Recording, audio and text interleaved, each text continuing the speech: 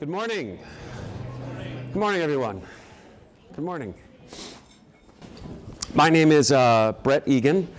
I am honored and humbled to be here as your post-election morning distraction for 3 hours from news. Today we're going to talk about marketing communications. We are going to have 3 hours together here this morning.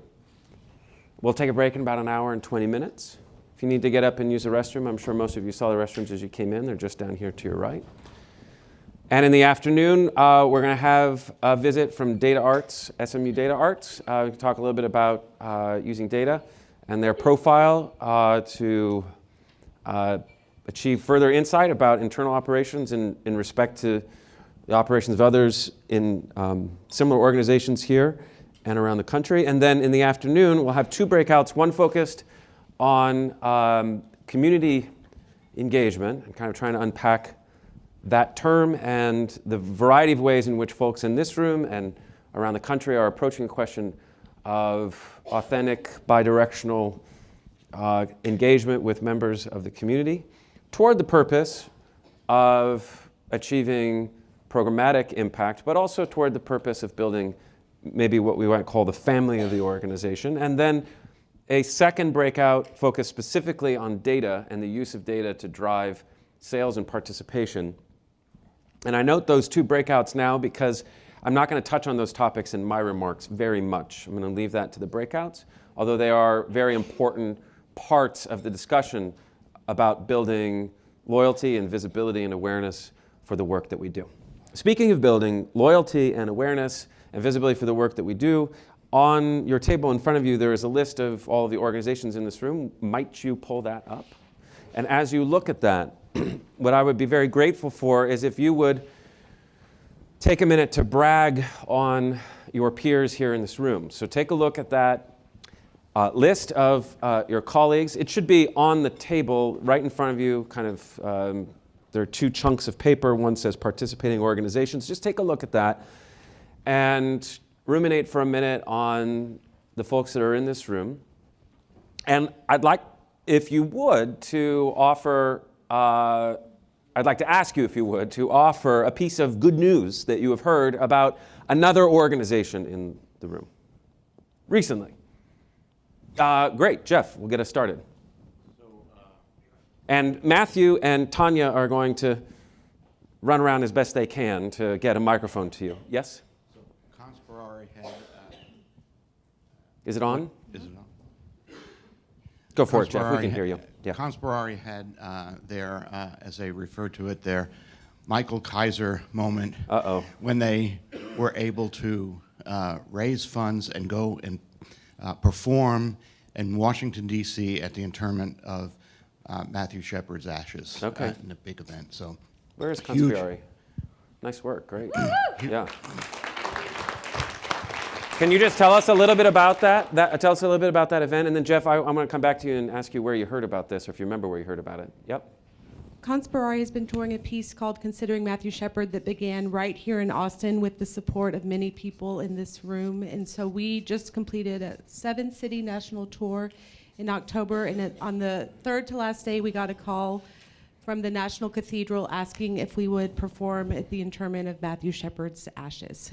And that call came from the Washington National Cathedral. It was something they wanted us to do. So it was an opportunity for us to really bring together the art and really the heart and conversations that we've been having across the country for 4 years for a service that was broadcast. All the national outlets covered it. It was live streamed. Sure. And so we really were able to engage our Austin audience and our audience around the country for something, 2,000 people plus everyone online, all dedicated to this service of, quite frankly, peace, love, and connection with a very open message that's needed right now. Very nice work. Congratulations. Jeff, do you remember where you, do you remember where you heard about this? Is the microphone on? Sorry, Jeff, it's not your fault. Just go ahead and talk, and I'll repeat it if it... So, I've been a long-term supporter of Conspirari. Okay. They sent a very brilliant appeal to anyone who's ever come in contact with them. Okay, good. E-Blast. Okay, good. Great. Leslie. Hi, I'm Leslie Martinich with Austin Shakespeare, and recently I heard from a friend of mine that she had started going to the dance school at Esquina Tango, and she loves it, and so I've asked her to speak at one of our meetings, and maybe we can do some collaboration with the tango group. Where is Esquina? Hi, guys. So if anybody starts to fall asleep in this room today, I'm going to break, and we're going to do a mini dance explosion, okay? So I'm going to come to you if I start to lose any attention. Okay, great. And so this was a friend that told you about this? Yes. Okay. Yeah, this was a friend, and she just was talking about... She was excited. She was excited, and she was talking about the wonderful new thing she was doing. Cool. And we're engineers, so tango is... My new thing is gardening, but her new thing was tango. Okay. I would like to see a joint venture between tango and gardening. That's That would awesome. be, yeah, that, In okay, any good. case, she's going to talk to a bunch of engineers about finding your passion outside of engineering. Love it. Good. All right. Good. Very nice. Did you have something you want to add, Monica? Yeah, actually, we already are going to do a collaboration with you all. Okay. So it's on the works. What else? We've got one here, and then we'll come over to you, Matthew. My name is Charlotte Gullick, and I'm with the Telling Project. And I just what is it? Austin Chronicle picks Forklift Dance Works and Allison Orr. They were just named as one of Austin's favorite dance companies. Aren't they here? Okay. Great. Dance Congratulations. Works. Fabulous. Do you remember how you saw that? It was just in the press? or- Well, Austin Chronicle. The Austin Chronicle? And then it was a Facebook share. Okay. I call that tactful bragging. Facebook sharing good news. Okay, it's a very important marketing tool. Yes, Matthew? My niece is in Austin for 3 months interning with a composer in Austin named Graham Reynolds, and she's very interested in film scoring, and she discovered Austin Film Festival Nice. and had a marvelous time in the last week, attending many things and made a lot of really neat connections. They put together a lot of really thoughtful, not just exhibitions of film, but also opportunities to meet people and network, and she really got a lot out of it. Great, fabulous. Film festival, where are you? Hi, guys. Who's next? Couple more? Yes. Where am I going? Aha. The folks behind me, the Rudmex, added a new member to their company. I believe I saw that on Facebook yesterday. So I follow them and attend their performances. So I was excited to see that addition to your company. Very nice. Very nice. And Rudmex, you've been on my radar for like 20 years because We're old. I'm a theater nerd. And you've got this great thing with Yale too. Yeah. Which yeah. produces a lot of great opportunity and visibility. Yeah, yeah. Do you want Did us you have to something talk you wanted to offer? Sorry, I was just going to brag on you as well. I was just going to agree. And then Yeah, good. No, we're really excited. Maria Kita is who we added to our company, and she was actually on the project that we just did. We had a Yale commission and they produced a play of ours called Field Guide, and she was one of the people in it. So Very nice. Yeah. Very nice. Where's Austin Film? Just Austin Film Society. Where'd you go? Yeah, here. Yeah. So you just added, or recently added, 2 new board members that I read about in the press, which I thought was so cool that I read about board members in the press. Could you just tell us about Kat and I think it was one other board member that was added recently Yeah, that we got added, picked we up? added Kat Candler and McCod Brooks to our board. Yeah. And we usually do a press release when we add new board members, but these 2 really took as far as getting mentioned in IndieWire and so forth. And there's a really organic connection with Kat Candler because she received grants from us over a period of 9 years, and then she's kind of made her way into the industry and is having a really great career in television now. Fabulous. Great. Where's Big Medium? There you are. Can you tell us about Tito's Award?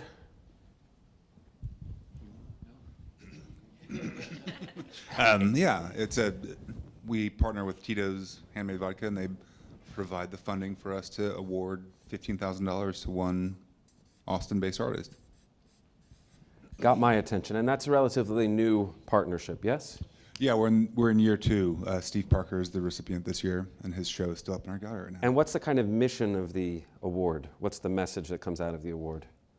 Basically just to give money unrestricted to an Austin artist. Nice. And Steve is an interesting one because he's cross-disciplinary. He's Okay. sort of in the music realm, but he's sort of new to the white box gallery space. Okay. But he has been doing stuff with Fusebox and the Blanton, so he's in the Yep. performing in traditional arts world, but just not that. That's not his thing. Yep. So for us, it was good to just bring in a new perspective and be experimental. That's Nice. actually the core of what we do, and that's, I guess, maybe would be sort of the mission of that, is to be experimental. Good. Awards with a very specific mission behind them are great institutional marketing. And where is Fusebox? Could you tell us why I wasn't invited to a waffle chat? What's up with the waffle chats? Yeah, well, we haven't heard enough about your waffle game. Yeah. Oh, I see how it is. Okay. So, all right. You got to bring it, dude. Just will you tell me a little bit about the waffle chat and how I need to prepare and like how I can work my way in and like what Yeah. what street cred I Yeah, need to you bring gotta want before it. I can get in? You got to get up real early.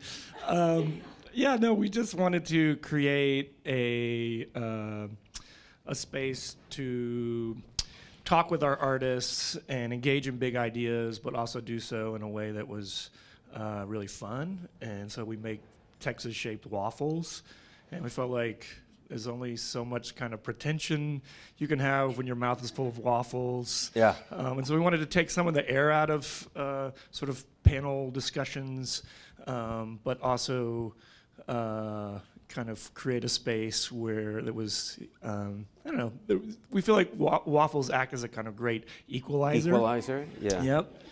And bringing people together. Okay. And then we invite different folks to, provide the different toppings each day. Right. And so we start each day of the festival with these waffle talks. And it's been Okay. really fun. And sometimes people just come for Very the nice. waffles. And that's okay too. Okay.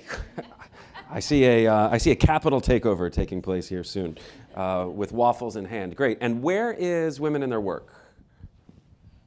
Hi guys. Tell us a little bit about your 40th anniversary, if you would, which got my attention. It's our 40th. Yes, it is. And people have really been pleased to see that, because so many nonprofits don't last very long at all. So this has been a really exciting year to emphasize everything that we've done, because we've presented a couple of thousand artists and Yeah. the awards that they've won, the Yeah. places they've gone. Yeah. And what kind of things have you guys been able to do that kind of tell the story about the 40th anniversary and the impact that women Well, and an their work have had? artist that we supported and showed just got a Guggenheim. Okay. We got an artist that just got tenure and had 2 shows with Women in Their Work and a big project that was on Lady Bird Lake called Thirst that got a lot of national attention. So. Did you manage to pull together any fundraising around the 40th anniversary? Oh yes, Uh-huh. we had. And what did that It was look like?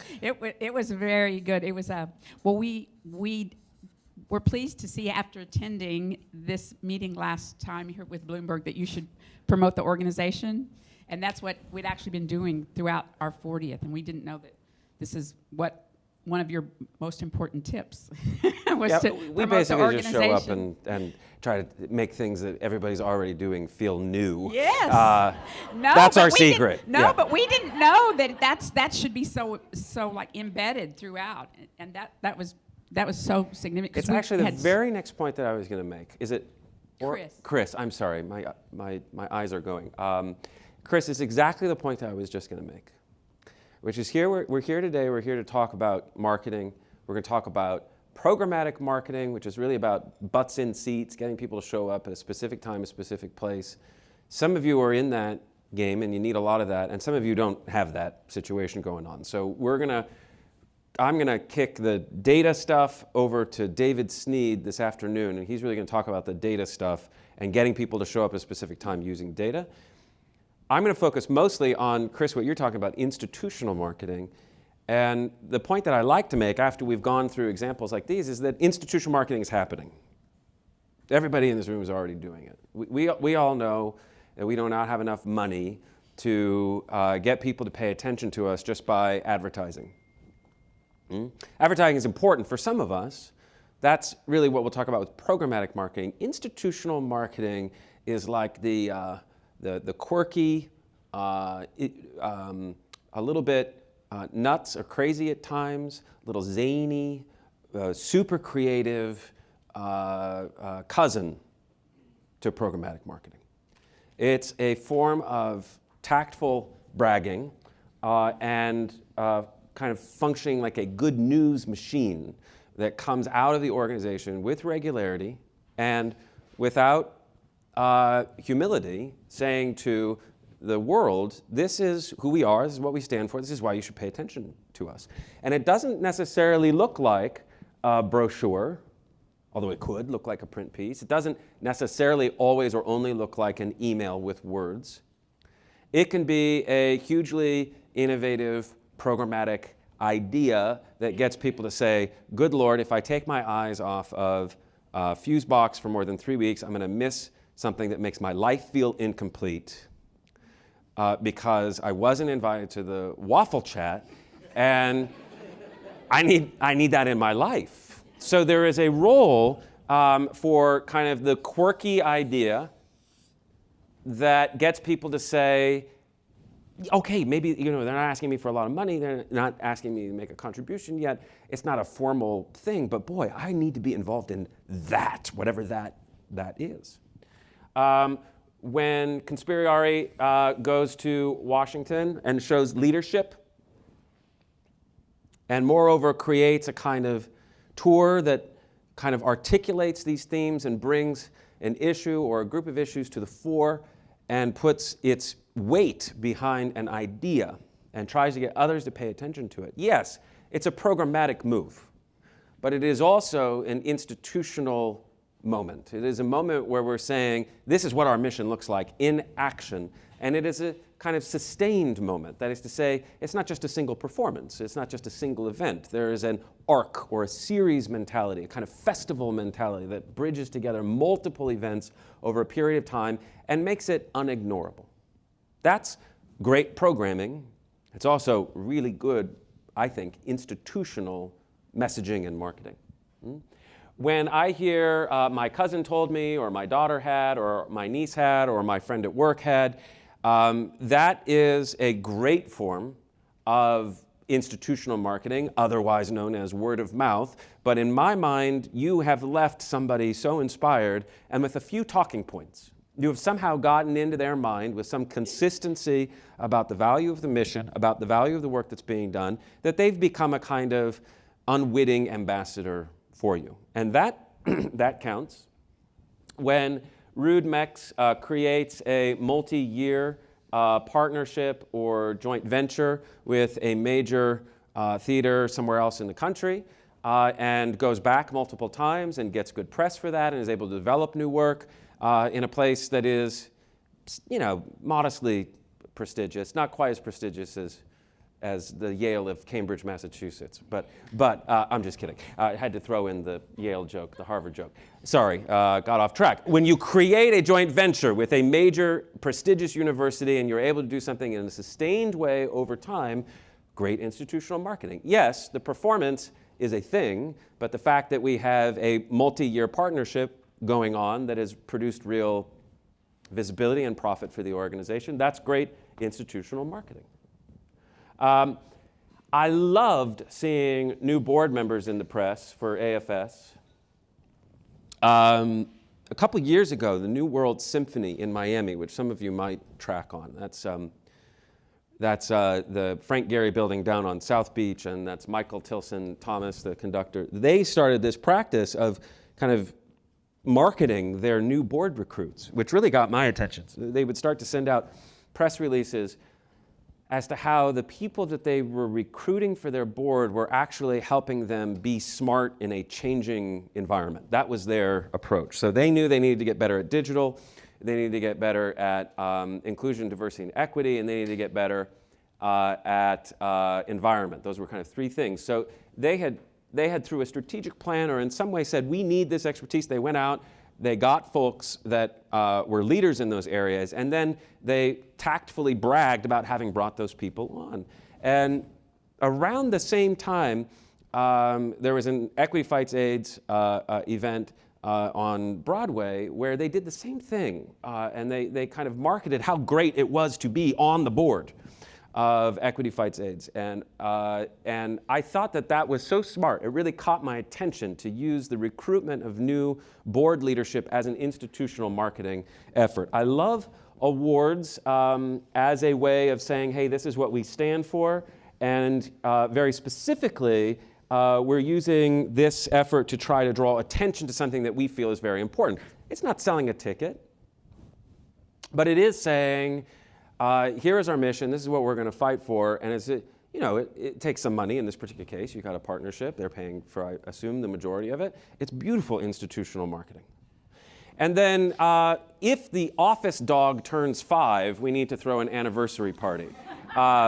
Anniversaries are great institutional marketing ploys because they are a period at the end of a sentence and a capital letter starting the next sentence.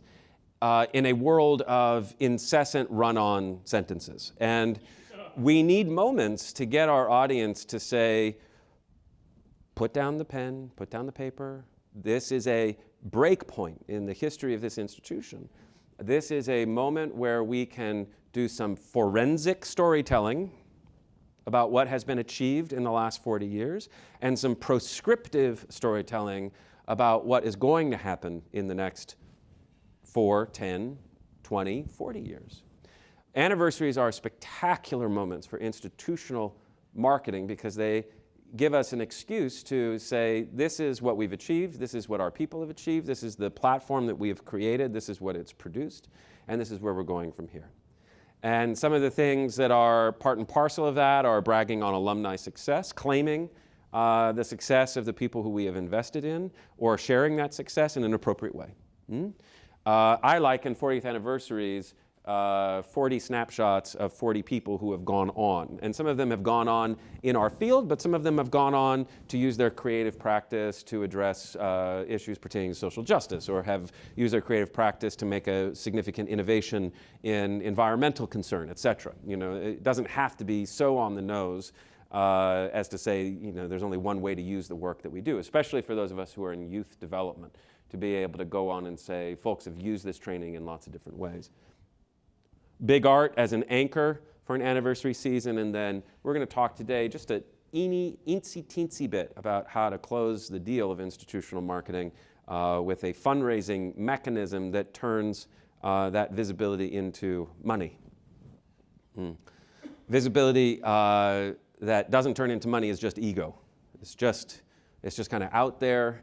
We need in this field, we have so little time to waste, we have so little energy to waste that if we're going to go through all of this effort to get people to pay attention, we need to understand kind of what the final chapter is of all of that effort. And I'd like to say there are probably multiple outcomes, but one of the very important outcomes needs to be we need to get paid for the work that we're doing. So we'll talk about that. So the whole point here is that everybody in this room is already doing institutional marketing. Institutional marketing, I have to say, when Michael and I walk away from programs like this, we kind of beat our heads against the wall and we say, people we have a hard time getting through what does institutional marketing mean? Like, what does that mean? People say, 6 months from now, 9 months from now, 12 months from now, Brett, can we go back and review institutional marketing? I want to try to tackle this today because the fact is that everybody in this room already has this instinct. The one strategic pivot that we might argue is that you institutionalize this, that you call it a thing, you kind of name it, you're already doing it, it's already an instinct. Everybody in this room is already, good at getting visibility because we're creative people. But what I'm going to argue is that we turn this into a plan that somebody in the institution owns, and that we, in a very deliberate way, attach it to our fundraising program. That's my hope today, that I'll leave you with that. And we're going to walk through all of those pieces. But these are all fabulous examples of the ways in which organizations in this room are already producing this visibility. If we go back for a minute to this question of the cycle, which Michael introduced in the first seminar, the marketer is asking at the very beginning, what is it that I have to sell? What am I supposed to be promoting? That's the great art piece. Do I have a relationship with the people who are making these decisions? Am I the person who's making these decisions, and I need to kind of get the left side of my brain and the right side of my brain to pay attention to each other? What is it that I need from the programmatic department, the artistic planning department, in order to do my work? We'll come back to that.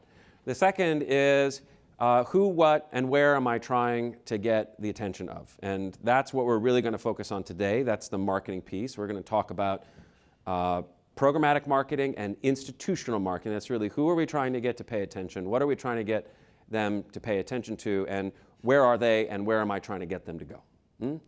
The third piece is setting the institution up for building a family. Michael talked about this in the first seminar. These are the folks, you're all integral to the family of your institutions, but you know there's other board members, there's donors, there's members, there's subscribers, volunteers, community partners, strategic partners. These can be money people, and oftentimes they are money people. These will definitely include our major donors. They will also definitely include clergy people and community organizers and the CSR officer at the corporation and the deputy commissioner of the department in city government that we're working with to try to do this problem-solving program. The family for the marketer is kind of the result. The marketer is trying to build this group. Is trying to kind of feed this group information that gets them pumped up. That's the job of the marketer. The marketer is trying to feed this group of people the information that they need. Some cases to show up at a specific time, but in most cases, kind of preparing the ground for closing the deal. Yeah. The institutional marketer is the board member's best friend. The board member is supposed to be out there bringing in new support for the organization. But if the board member talks to 20 people in a year about the organization and 19 of them say, who, what, haven't heard much, tell me more. The board member is starting from not a lot. Board member is starting from a place where they've got to make the argument from whole cloth. And institutional marketing, maybe people have just heard about the Waffle Chat, but they've heard about the Waffle Chat, they're irritated that they weren't invited, and they know they've got to be involved, and they're just starting from the Waffle Chat. That's the thing that got into their head, right? And the board member can then start from there and use the Waffle Chat as an example of all of the quirky, innovative, important work that the mission of this particular citywide institution is getting done every year. And so institutional marketing prepares the board member to get the right result instead of a go-away gift. The go-away gift is, Brett, I know you're a board member of that organization. You love them. You talk with me about them every year. And you gave them my address, and I got the postcard. I got the gave the invitation. I got the end-of-year solicitation. You know, because we went to university together, and you saw the gift that I just made to UT, that I can do 50. You know that. My hedge fund is doing great. And I haven't heard much about your organization except from you. I don't see them in the press. Work seems a little ho-hum. I know you believe in the mission. So instead of the 5,000 that you asked me for, here's 500. Now please go away, right? That go-away gift is something that we get in this business because we have a tendency to not keep the institutional marketing machine running and keep the institution top of mind. And a postcard is different than a change in the temperature of the water.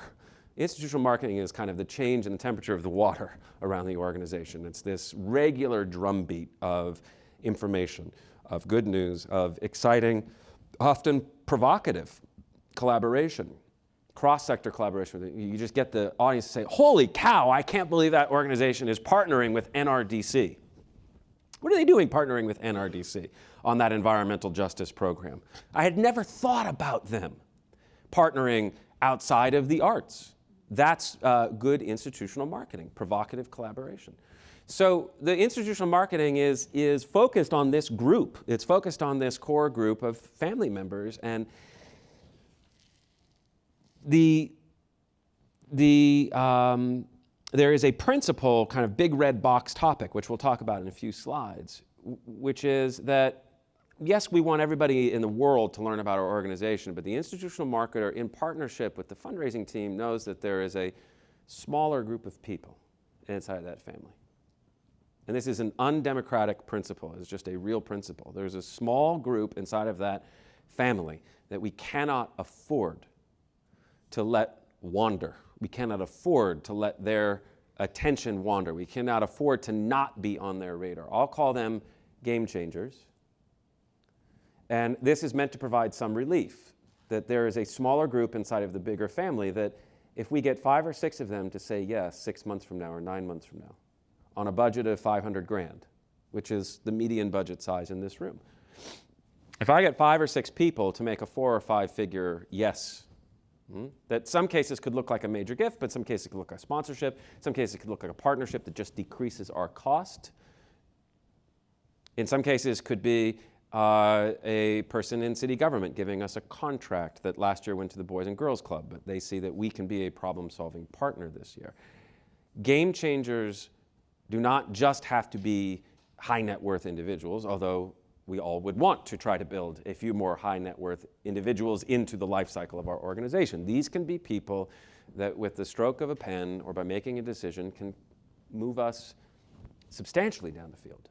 And in a field where we are trying to deal with the massive torrent of distraction that is out there every day, and we're trying to get people to pay attention to us, and we do not have a full-time marketing team of 3 people, or 2 people, or 1 person. And we do not have a full-time fundraising team of 3 people, or 2 people, or 1 person. Or in some cases, the marketer sits over the right ear and the fundraiser sits over the left ear and the programmer sits in the hippocampus. You know, we have to be serious about where we're trying to get this stuff to land. And that's a collaboration between the institutional marketing brain and the fundraising brain. Because until we get that locked down, we're going to be spreading ourselves very thin across, in many cases, hundreds and hundreds and hundreds of people with the back of the mind idea that we might get lucky. You know, that email or that annual appeal this year might trigger just a few more people. We need a better insurance policy than that. So I'm going to argue that within that family, there's a smaller slice. We'll call them game changers. You can call them whatever you want. I just call them game changers because it's kind of the point, that if 5 or 6 of them say yes this time next year, we can hire that next person. We can do that next program. And it provides me some relief when you don't have a fundraising team of like 10 people to say, yeah, if we do our job and we focus our institutional marketing effort, on the general public, but really specifically on this group of 30, 45 people, and we work with our board in a very specific way around those people who have been vetted, and we know that if they make a decision, they can change it. It provides me some relief inside of an organization where we're going to have lots of people running around whose only job it is to do that work. Does that make sense? We'll come back to that point. And then we'll end today with a very brief prelude to the next seminar where we'll be talking about fundraising mechanisms, 3 basic ways of turning enthusiasm into money. And the fundraiser is really closing the deal that the marketing brain opens. Marketing is like the first 9 steps. The fundraiser comes in and presents the product that enthusiastic family can buy, that can turn their energy and enthusiasm into support. Does that make sense?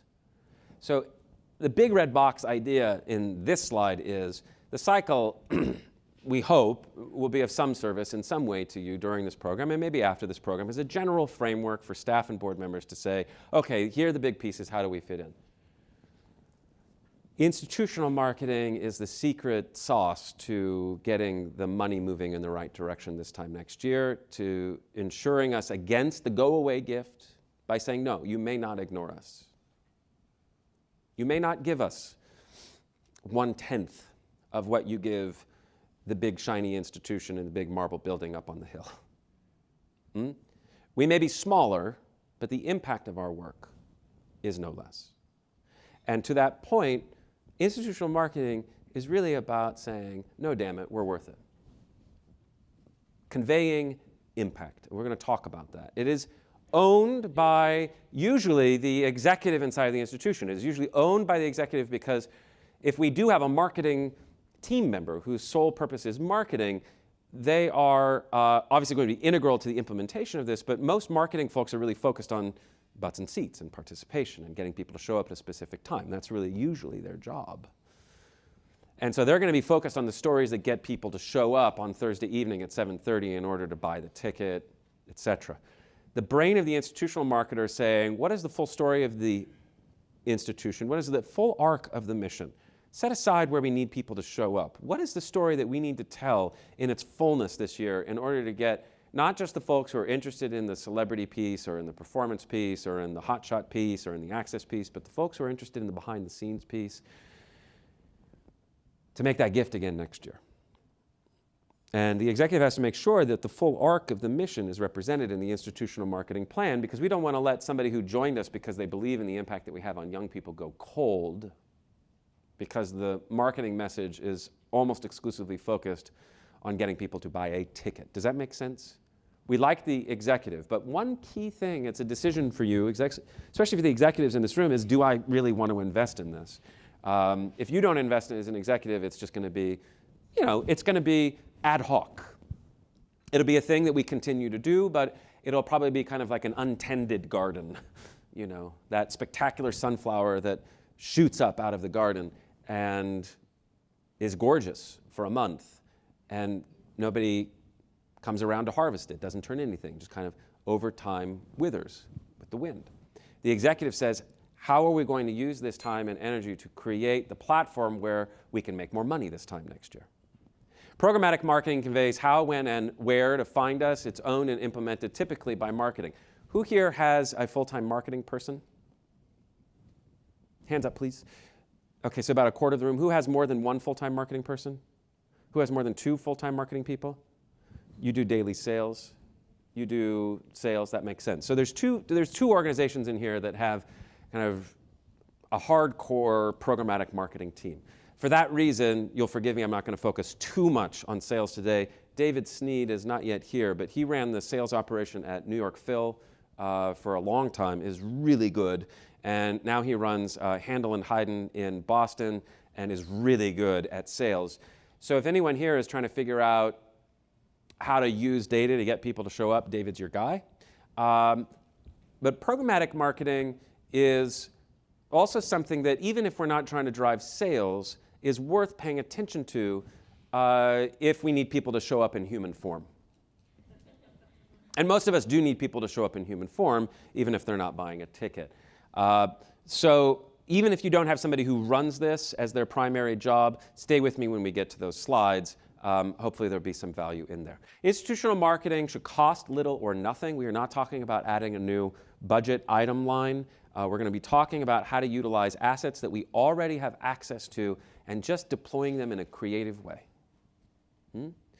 It should decrease our programmatic marketing expense. I hope for the sales folks in this room, AFS, God bless you, how many films do you kind of go through the cycle each month? Yeah, 52 a week. So that is like an obliterating amount of inventory to have to get people to pay attention to. No different than any other nonprofit cinema structure, but that is just like a crazy amount of inventory to try to get people to pay attention to, especially with Hulu and Netflix and all of that stuff, and traffic and weather and all of that stuff. It's really tough to pay to get into people's minds. Unless you're Film Forum and you have that iconic black and white piece that you send out every month and everybody dies and salivates when they get it because they've spent an eon trying to cultivate people to pay attention to this black and white piece that comes in the mail. It is really tough to get people to pay attention to inventory that comes and goes with that level of regularity, especially when the film is not particularly well known and it doesn't have Hollywood backing. It's not a big studio film. And when there's not, there's not Sony or Lionsgate or Tribeca marketing that film in your market already, and you're trying to get people to pay attention to something they never heard of from a filmmaker they never heard of, which is a great film. We need trust in the environment, right? Institutional marketing is in many cases about trust. You've never heard of this opera. This is a new opera that we've commissioned from a new composer based here in Austin, completely new score, completely new book. You've never heard of anything on it. We need you to come, even though we can't possibly get you enough information about this composer or this librettist, and you may not like the music. This is a vegetables type piece, not a dessert type piece. But you know that we stand for something. You know that there's a conversation here that's taking place. And you know that if you miss this, you're going to be on the back side of the wave, not the front side of the wave. That's the role of institutional marketing. Institutional marketing, hopefully you see, for those of you who have to sell things, that institutional marketing is kind of like it's the fat in the system that gets people to say, that postcard didn't quite convince me. Or I needed a little bit more information, or I needed another press vehicle to tell me that this was worth seeing, or I needed somebody who I trusted to tell me that this was worth. Institutional marketing says, set down that skepticism for a minute and just lean in a little bit.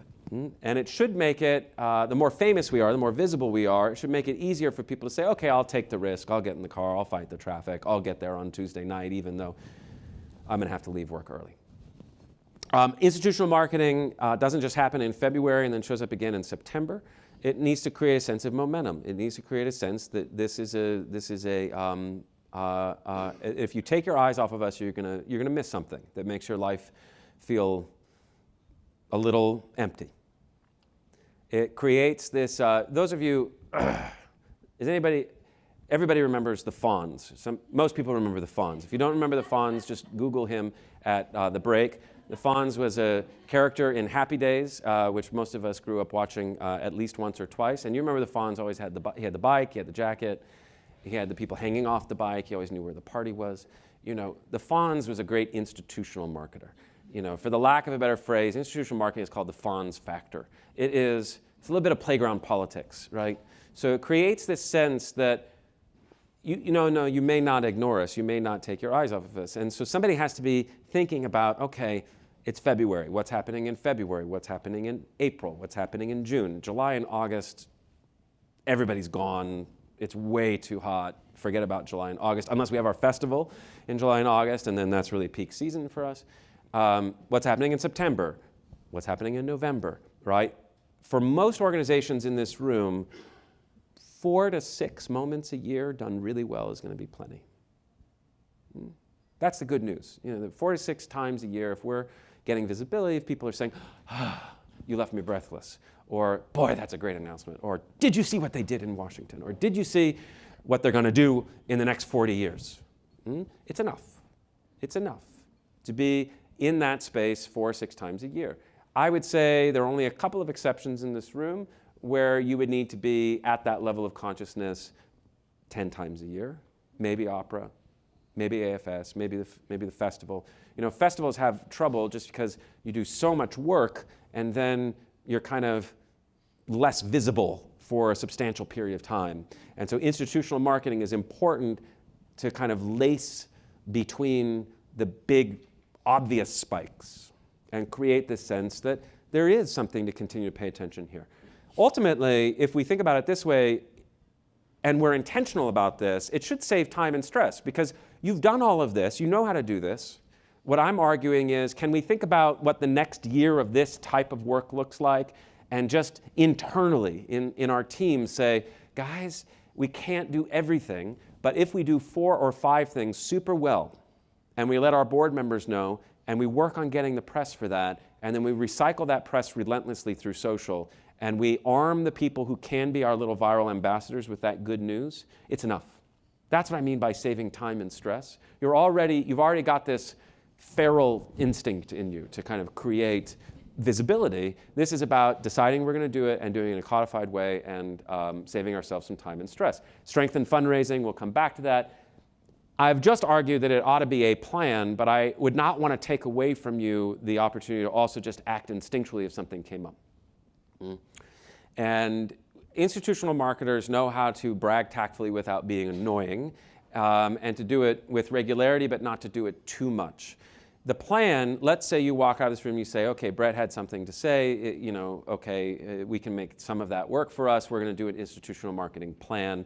Here are the 4 or 5 moments in 19 that we're going to really focus on. But then something falls in your lap in December. Of course, you're going to make a big deal out of that. Institutional marketing, I'll never, ever, ever forget. We had an opportunity to work in Detroit. We've worked in Detroit more than almost any major American city. And right after the disaster in 8, 9, 10, 11, it must have been in 2010, I was in the office with this youth development organization, one of the most spectacular youth development organizations I've ever had the opportunity to work with. And it was a snowy day. It's a kind of beat up part of town. And the executive director, we had a good relationship, so she had taken all of her armor off in front of me, and she was not having a great day. And we were really thinking about institutional marketing, and we were putting together this plan. And then I looked over at the corner of her desk, and underneath this huge stack of contracts and bills, there are these little raggedy corners of crayon-laden, notes, like this little wad of paper. And I said, "What is that little wad of paper?" And she took out these notes from kids and from teachers, and that said, "You made me think in a completely different way. I had never thought about it being an engineer, and here I am," And it was like she must receive like hundreds of these letters each year from teachers and students who say, "Thank you, you made a difference." And this is a kind of asset that she had that was just sitting on her desk that she had grown so inured to. She had grown so accustomed to this incredible piece of evidence about the impact of the work that was sitting underneath this big stack of blah. And so we created, as part of her institutional marketing plan, what we called the 12 envelope strategy. And the 12 envelope strategy was to take that game changers list and get a volunteer to come in and just put labels for those game changers on 12 envelopes. And the idea was that she was just going to send 30 things out in the mail a year. And some of them would be, send 12 things out over the course of the year, or if it's 10 or 8, fine. But it was going to be this simple thing that she felt that her and her team could do to just share the good news about their impact. And so, yeah, I'm talking about very intentional things that would spike enthusiasm and interest in the organization, but I'm also talking about recognizing and naming and owning and celebrating that internal instinct that we have, which is so essential to getting paid for the work that we do. I think in our field we have most of us have an angel on our left-hand shoulder and a devil on our right-hand shoulder. The angel is saying, let's keep our nose to the ground, let's just do our work, we're mission-driven, we're not supposed to, be enjoying ourselves. Let's just get our work done.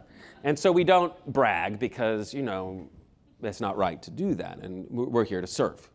And on the right-hand shoulder, it's, we're pretty well known. The people who call us know what we do. Our board members love us. We just, people retweet us every once in a while. And so we don't brag. And so what ends up happening is those letters about impact or the good things that happen don't get shared in the way and with the right people that lead to the next $5 or $7 or $10,000 check 6 months from now. So this is just about, in many cases, owning what you're already doing and ultimately conveying our impact as an institution. And let me tell you a quick story about that. We've had an opportunity to work with lots and lots of organizations around the country, but one of my favorite partners is a group called Mural Arts Program in Philadelphia. Some of you will know Mural Arts Philadelphia because you visited Philadelphia and you can't walk like 6 inches in Philadelphia without running into a mural. Mural Arts Philadelphia is a public-private partnership that was started out of Mayor Rendell's office. Some of you remember Mayor Rendell, Governor Rendell, as an anti-graffiti response in the mid-'80s. And it has evolved over the course of 30 or 40 years into a glorious partnership between a private foundation and the city that works in 4 key areas: restorative justice, behavioral health, arts education, and kind of a special projects field, which does all sorts of different things. Largely restoring or working with communities to develop pieces of visual art that celebrate the assets of that community from the perspective of that community and builds pride and confidence around this piece of art, in many cases on a corner that has been left for dead for 3 decades. And in many cases in areas of the city that have been vandalized by environmental injustice over years, and in many cases areas of the city that have been vandalized by a highway being cut through a historic neighborhood. All of those things, Mural Arts is in that space. And like so many change-focused organizations in our country, they do a lot of things to try to attack injustice where they see it. And the result of that is that they do some fabulous work, but they can be on the outside a tiny bit confusing. Because most people on planet Earth can't really speak for hours on the way in which creative practice would intersect with social change or social justice. They might get it in a vague way, but they have a hard time articulating it. And as with many community-based institutions, they are also a responsive institution. That is to say that they want to be able to respond when something happens. And over years, they have responded in so many ways that their program has turned into like a Medusa's head, you know, with like snakes going in all directions. Most of which they do super well. But the challenge is that it's hard to talk about mural arts. It's hard to really understand what they do, aside from seeing the mural.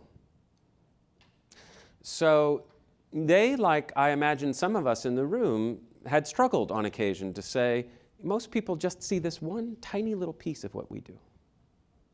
They don't see the other things that we do, and they certainly don't understand the impact of what we do. And so a key tool that we were able to develop in partnership with them is something that I have become completely obsessed with. In fact, it goes into every strategic plan that I write now, and it's called a change narrative. A change narrative is super simple. A change narrative says, when we get involved, this changes. And it's based on the premise that we get paid today in a different way than we got paid 10 or 15 or 20 years ago. 10 or 15 or 20 years ago, we got paid, in some cases, because some people thought what we did was just beautiful or spectacular.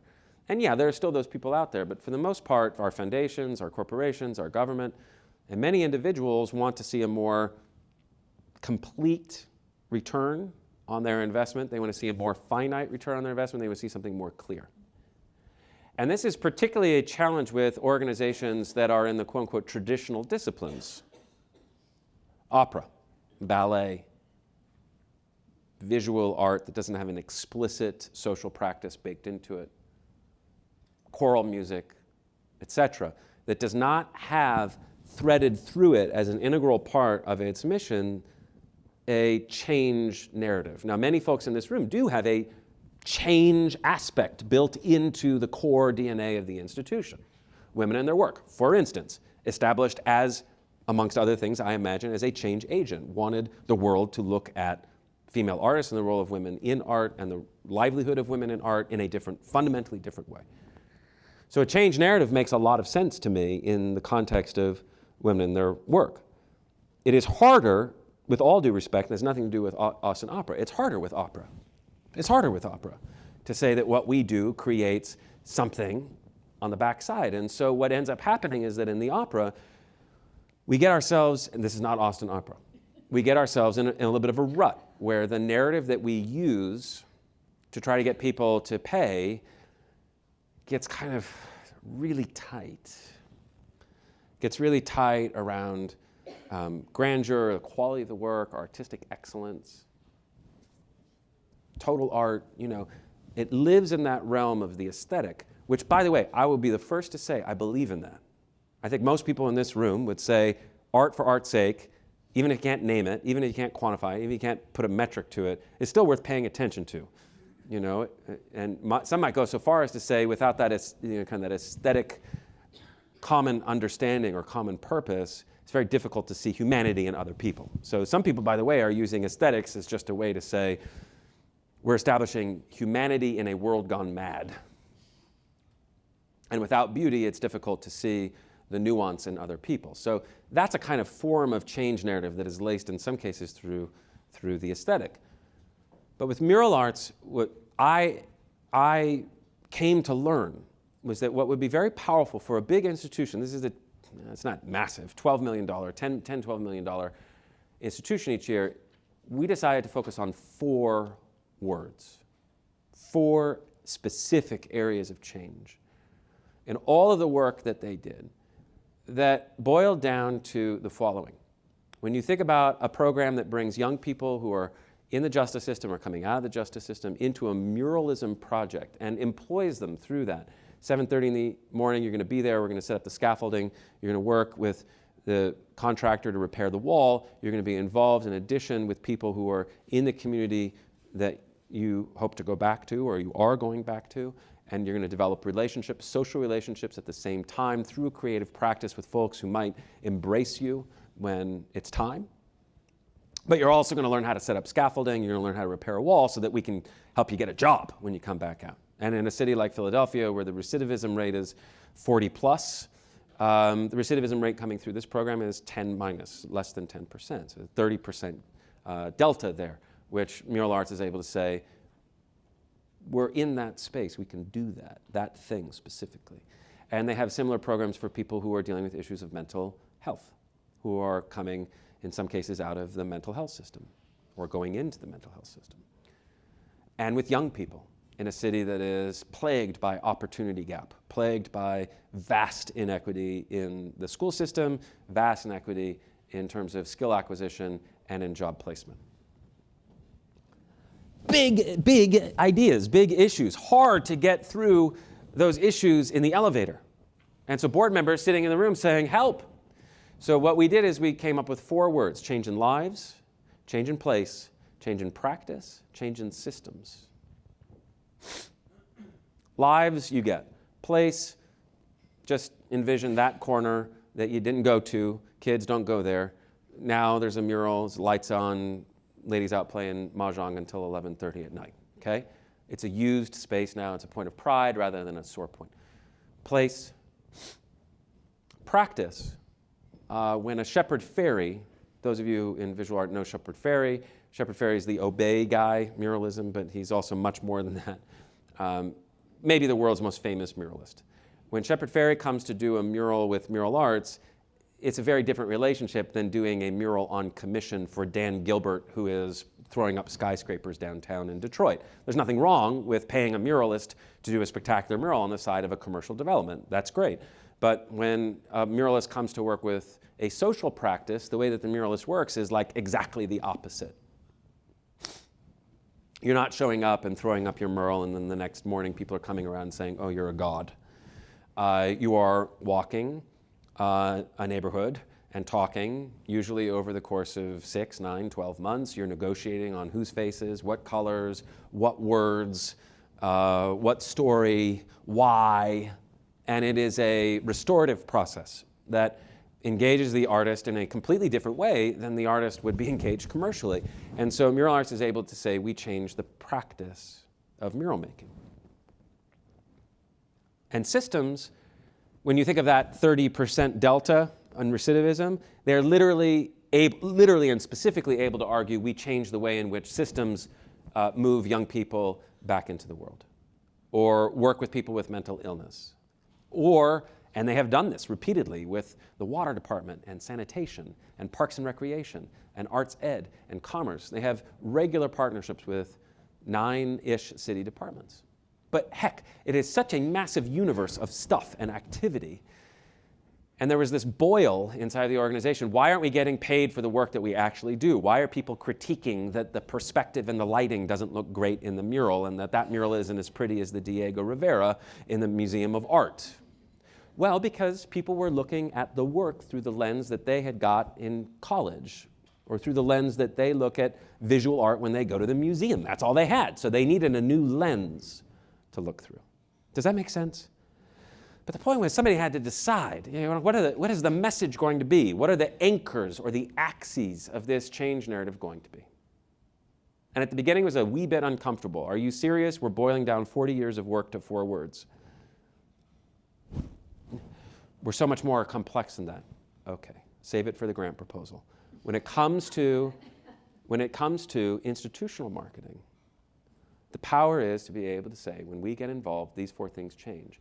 And the power of deciding that it's these 4 things and not another 4 things, and getting the board to understand these 4 things and the staff to understand these 4 things, is that if we say it every day, every week, every month for 5 years, maybe we stand a chance in that insane world of getting somebody else to use our language to describe us in the way that we want to be described, as opposed to coming in with a frame of mind or a lens that they inherited over 30 or 40 or 50 years of being a human. Does that make sense? It's an act of ownership around the narrative.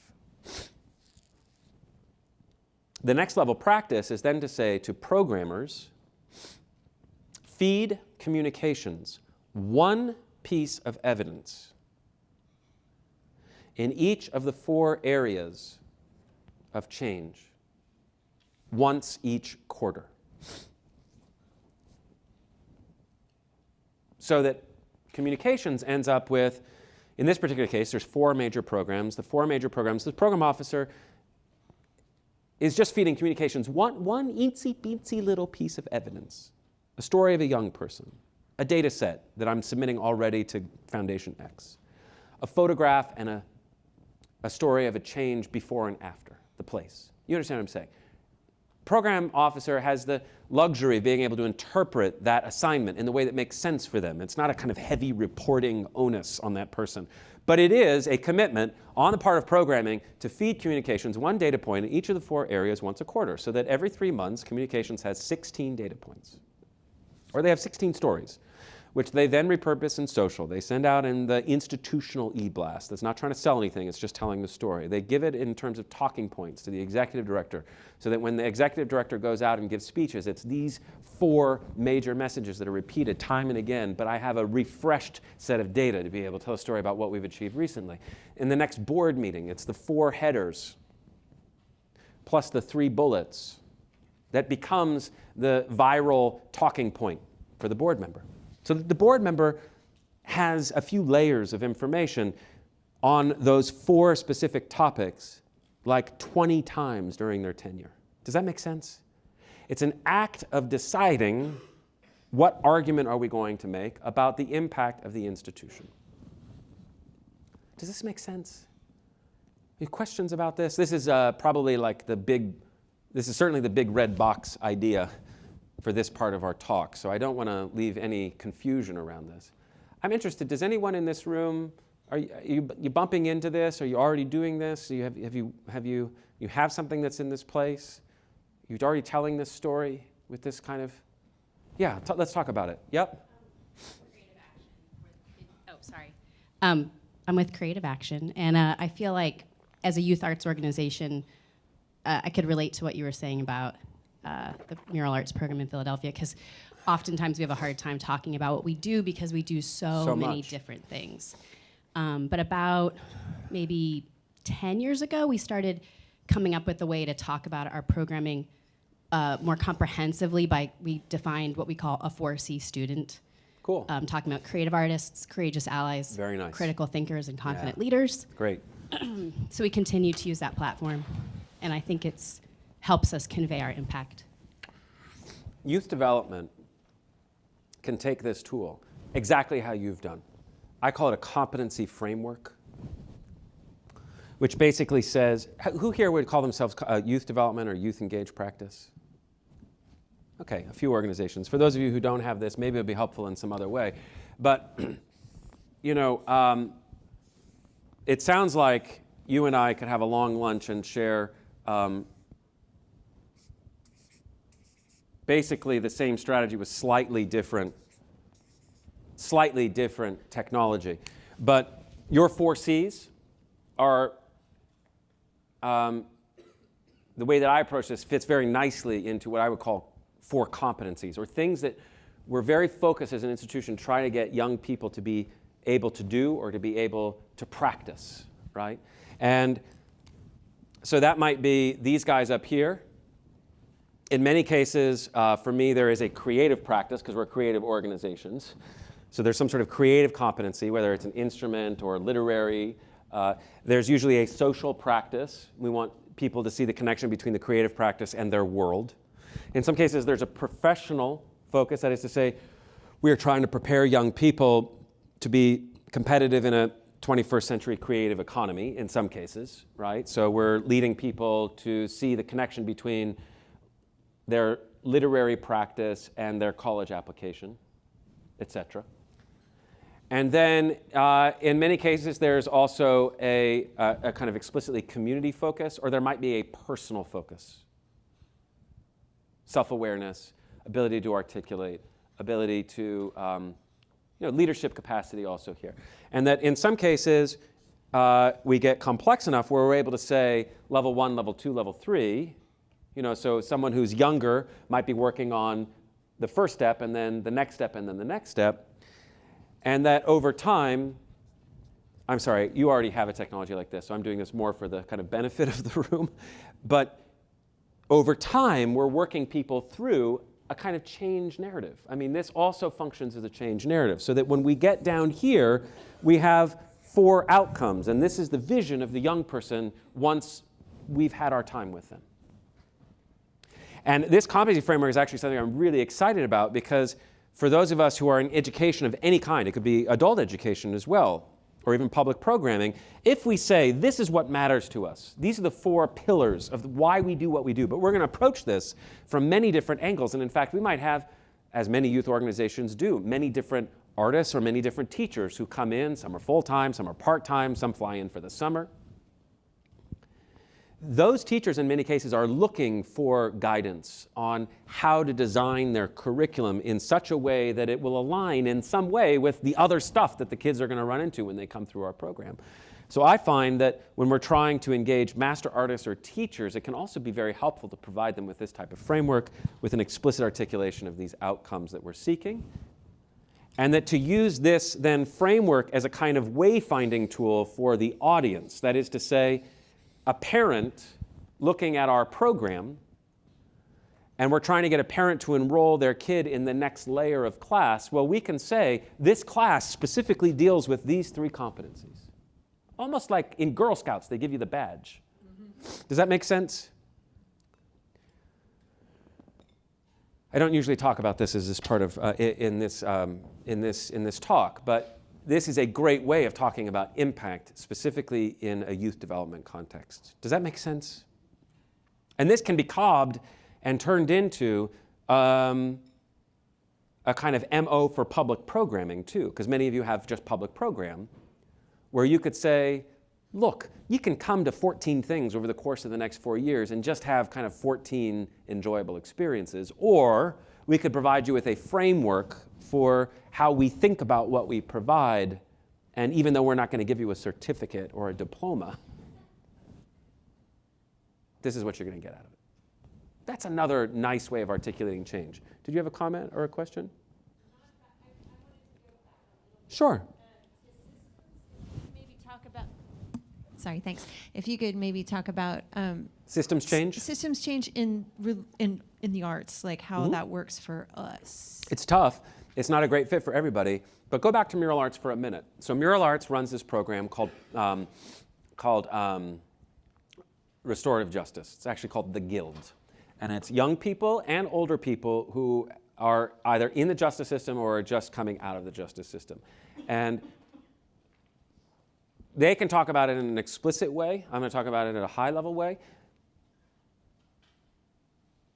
They are working specifically with the Deputy Commissioner of the Justice Department in Philadelphia to think about ways that the muralism practice can be a pathway to reentry that reduces the likelihood that a person will go back and increases the likelihood that that person will get a job.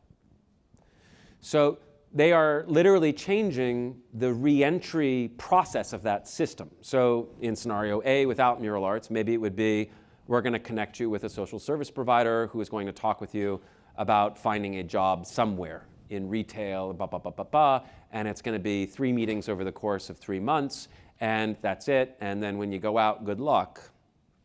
And we're not going to talk with you about housing. We're not going to do any work with you about reintegrating into your community. We're not going to introduce you. There's not going to be any community there to work with you when you get there. We're not introducing you to any other services. And Mural Arts is saying we can be that solution. We can be that API, as it were, between the justice system and RIA. Does that make sense? And they can talk about this in terms of people who are struggling with mental illness as well.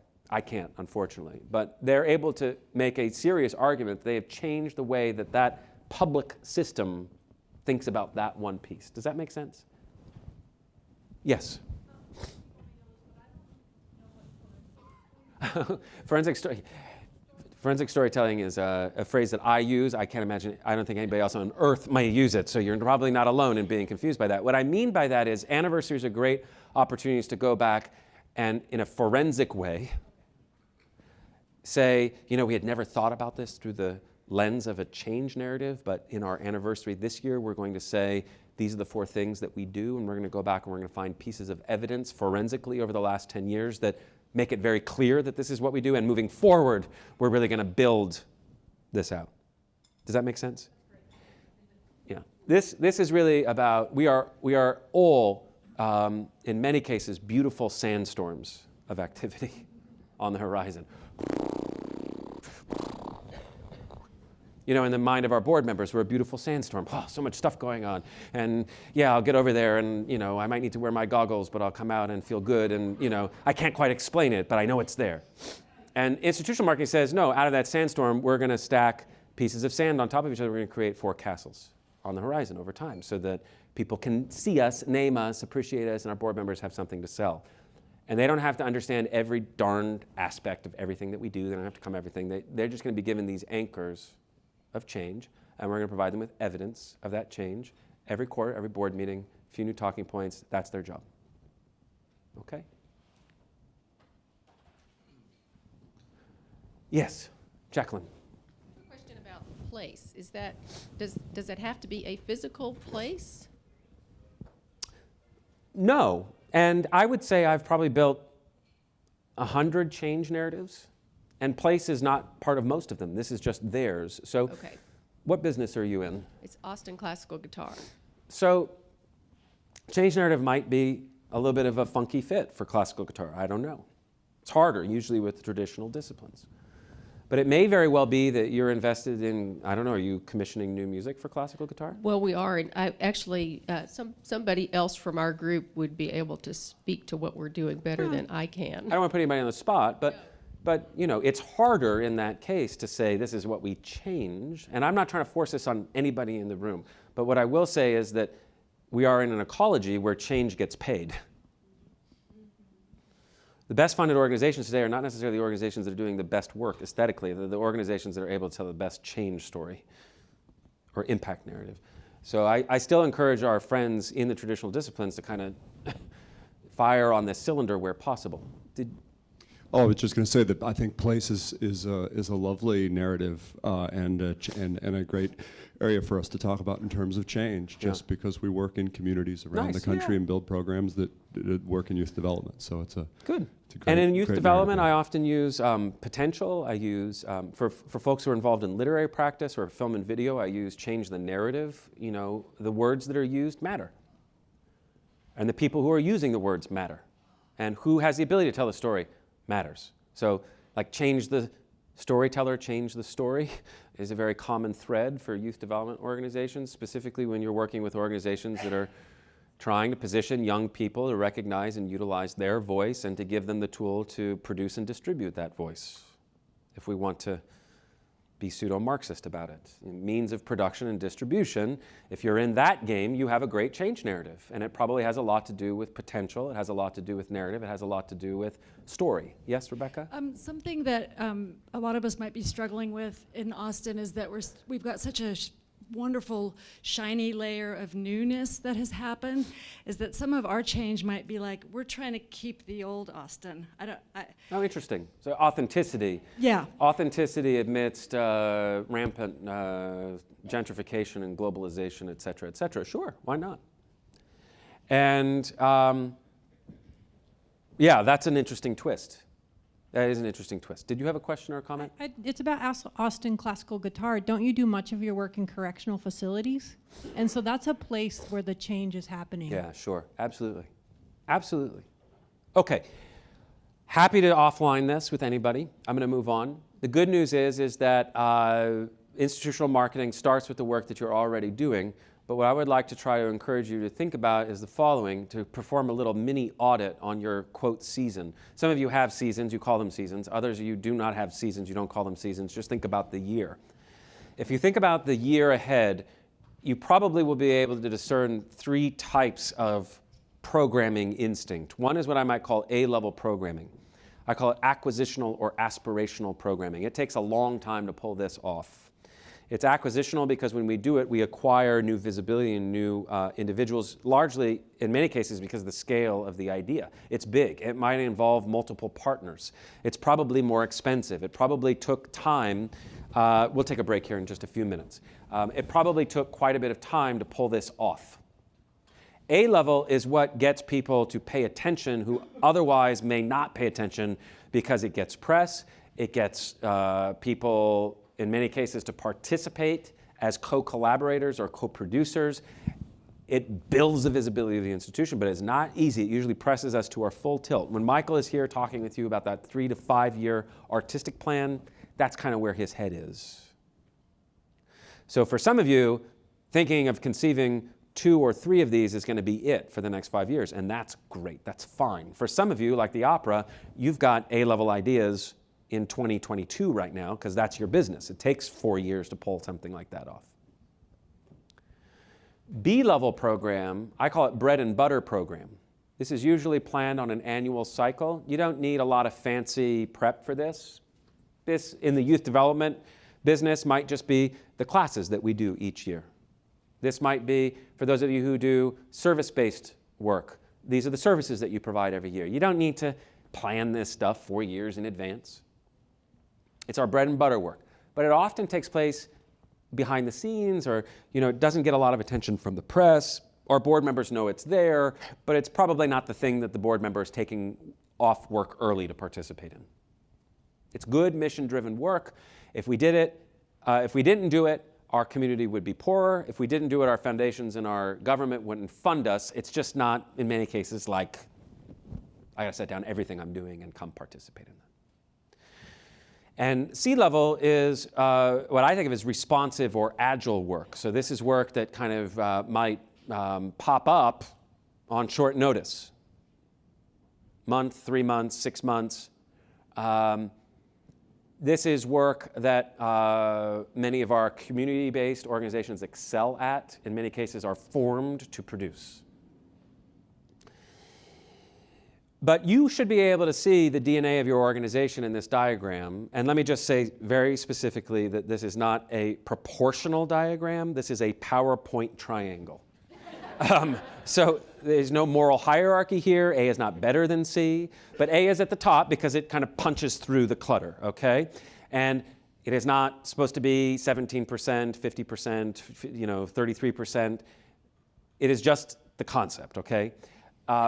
However, think about a B-level organization that has no A-level activity.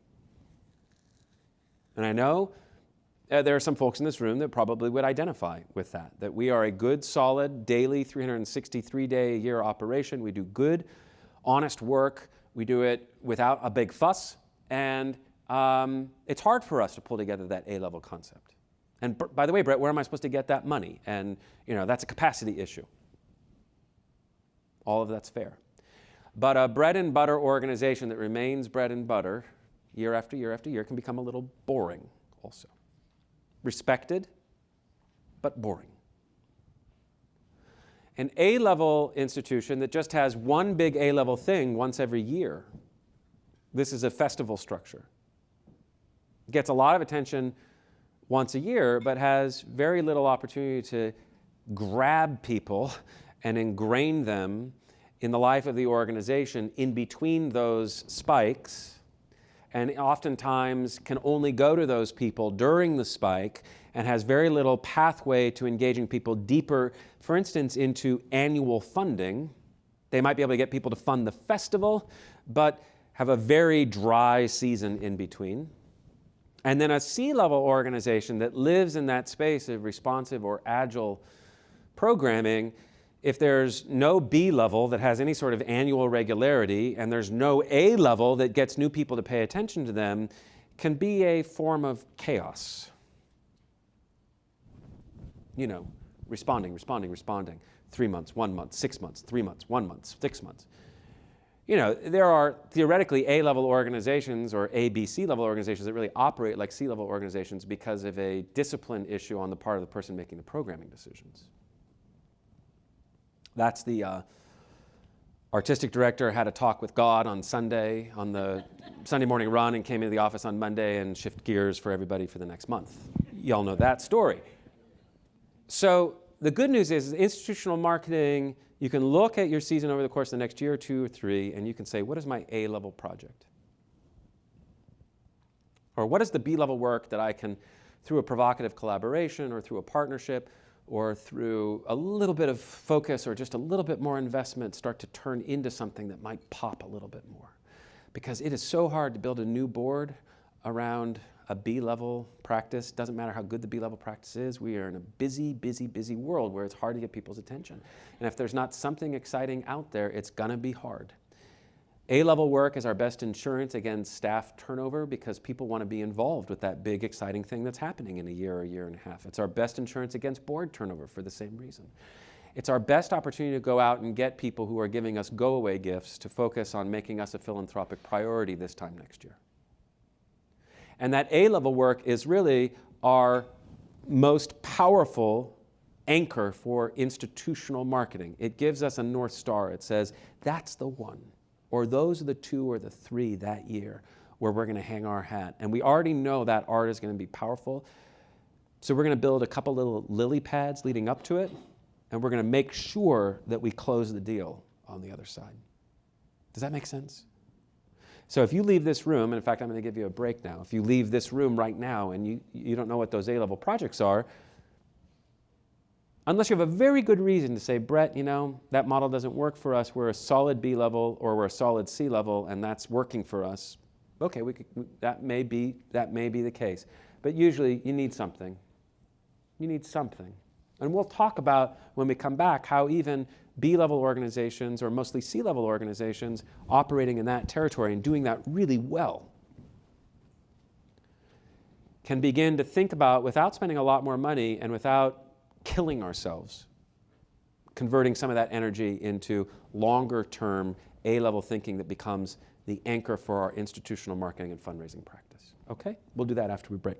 So okay, welcome back.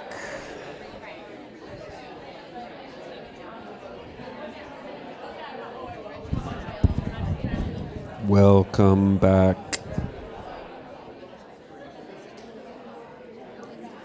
Any questions as we're resettling here? Questions, comments, flowers, tomatoes? You okay? You with me so far? All right. So,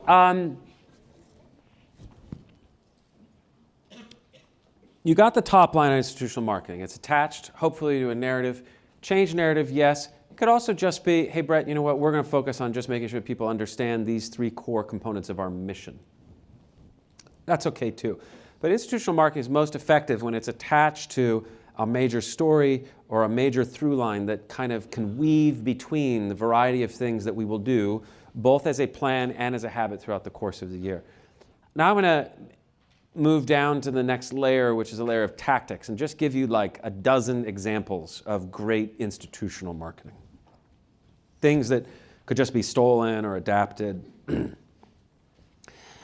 I love the concept, very simply, of lacing together multiple events over the course of a year into what we might call a mini festival, or embracing multiple activities through what might be called a festival mentality. We have a tendency to do lots of great stuff, but when it is clumped together into a package or branded across multiple events, it tells a story, whereas those points might just look like a bad pointillist painting otherwise. So it's about taking a totally abstract pointillist painting and turning it into like Sunday in the Park with George, okay? So a good festival mentality example is I had the opportunity to help run the National Black Arts Festival in Atlanta for a couple of years. And a very simple thing that we did, it was so not fancy. The National Black Arts Festival does 5 major disciplines each year: film, music, theater, visual, and dance. And what we did is we said, every year you're doing about 25 of these things, and you're just doing 25 different attractions in all 5 disciplines. And what if we just each year took one of the disciplines and showed a spotlight on that discipline and did 10 of those things and did slightly fewer of the other things and make that the year of dance, and then make the next year the year of theater, and then make the next year the year of music, etc. And we did that, and we created inside of the festival what we called the Spotlight Series. Really simple. And the first year was music, because we needed to get it going fast, and musicians can work fast, you know. And so we called Wynton Marsalis and Jazz at Lincoln Center. We said, Wynton Marsalis and Jazz at Lincoln Center, would you come down here and do a concert? We'll pay you your fee. But in addition, would you please help curate a series inside of the festival, which you pick a mentor, you pick a peer, and you pick a protege, and we'll call it the Spotlight Series. And all of a sudden, it became kind of like a thing that people wanted to buy tickets to the entire Spotlight Series. And it was a thing that the press paid attention to, and Home Depot wanted to sponsor it. And we weren't spending a penny more than we did the year before. We had just created this. It's so funny. I was once talking in a big room with like 1,000 people, and Siri woke up and said the most ridiculous thing. What do you mean? Ba ba ba ba ba ba ba. And I guess it had been a really serious lecture. Everybody laughed like it was the first funny thing that had been said the entire day. So we got them back temporarily, and then I lost them again 30 seconds later. Festival mentality is a good way to spend not one extra penny, but just cluster some things together that make it a more kind of tellable story. Okay? The leadership idea. Leadership idea I love. Leadership idea is... I'll just give you an example, and it's a big institution example, but it's very replicable across institutions really of any size. Carnegie Hall in 2007 looks out, in 2008 there's going to be the Olympics in Beijing, and they say in 2009 let's do a China festival. China will be on everybody's minds. Let's reach out to the Guggenheim and the Met and South Street Seaport and folks down on the Lower East Side and say, we don't care what you do, but in these 2 weeks, the end of October, early November 2009, 1 year after the Olympics, we're going to do China at Carnegie Hall. We're not going to spend an extra penny. We're just going to invite all Chinese artists, Sarah Chang, Lang Lang, Hong Kong Phil, etc. Same program that we would do. It's just going to all be Chinese and Chinese American for those 2 weeks. And please do something China, Chinese American during that time. We'll do the brochure. We'll do the microsite. We don't care what you do. We don't want your money. We don't want to program you. We just want you to play along with our idea at that moment in time. And Carnegie Hall does this type of thing every year. They get other institutions in town to play with their leadership idea. And it's brilliant, because what it does is it gets the Metropolitan Museum to market Carnegie Hall's idea. All this takes is the ability to read the wind a little, or the ability to get people to play your game a little. And it doesn't have to be 20 organizations. It can be 3 or 4, and it can be cross-sector if you want it to be. I love cross-sector. By that I mean I'm an arts organization, but I am working on a theme around environmental justice. So I get the social service organization focused on environmental justice in my community, the NRDC, or the Citizens for Equitable X, Y, and Z in our communities, to program a thought leadership series or a speaker series in tandem with my performance series around this a year, 18 or 24 months from now. All this takes is an idea and a little bit of social capital. Does it take sweat equity? Of course it does. It doesn't take a lot of money. I love the leadership idea because it makes us look much bigger than we actually are. I love the idea of the annual theme, particularly for B-level organizations. If you walked out of this room and you said, Brett, I'm a B-level organization, I'm proud of it. But you're right, we do have a slightly difficult time getting people to pay attention to us every once in a while. Think about whether or not an annual theme might be a good fit for you. This is a great one for youth development organizations, especially youth development organizations that are trying to get young people to be socially engaged. So my annual theme might be women in 2019. It might be the 200th or the 100th anniversary of Yellowstone and environmental justice in 2020. It might be, you understand what I'm saying? It might be the vote in 2020. Okay, so the theme does not have to be like a it doesn't have to be a tyrant that sits on top of the season and says, we can only talk about women, we can only talk about the vote. No, there can be 6 or 7 moments over the course of a B-level organization in 2020 talking about get engaged, right? Where maybe people who are contributing to the programming that year now in 2018 start to think about what their programming, how they can pivot their program 5 degrees to the left or the right. Does that make sense? Annual theme can be very powerful for a B-level organization. It does not have to dictate everything that we do, but it can provide a fabulous anchor for board members and fundraisers to go out and start talking today about environmental justice. We're not doing it for 2 years. It gives us a way to say, we don't have anybody on our board who's expert in this, but come hell or high water, we're going to do this, and I can figure out the creative practice piece. I'm not going to be great at the thought leadership piece. It's not my expertise, but boy, if we could find a professor, if we could find somebody in city government, et cetera, and you give that to your board, it gets the prospecting brain of the board to work in a very different way than we just need you to find somebody else who cares about kids and art. What I'm saying is my experience is even the best board members, they come in guns blazing, first 6 months they go to everybody on planet Earth who they know cares about kids and art, everybody. They cough up the list, they send it to everybody.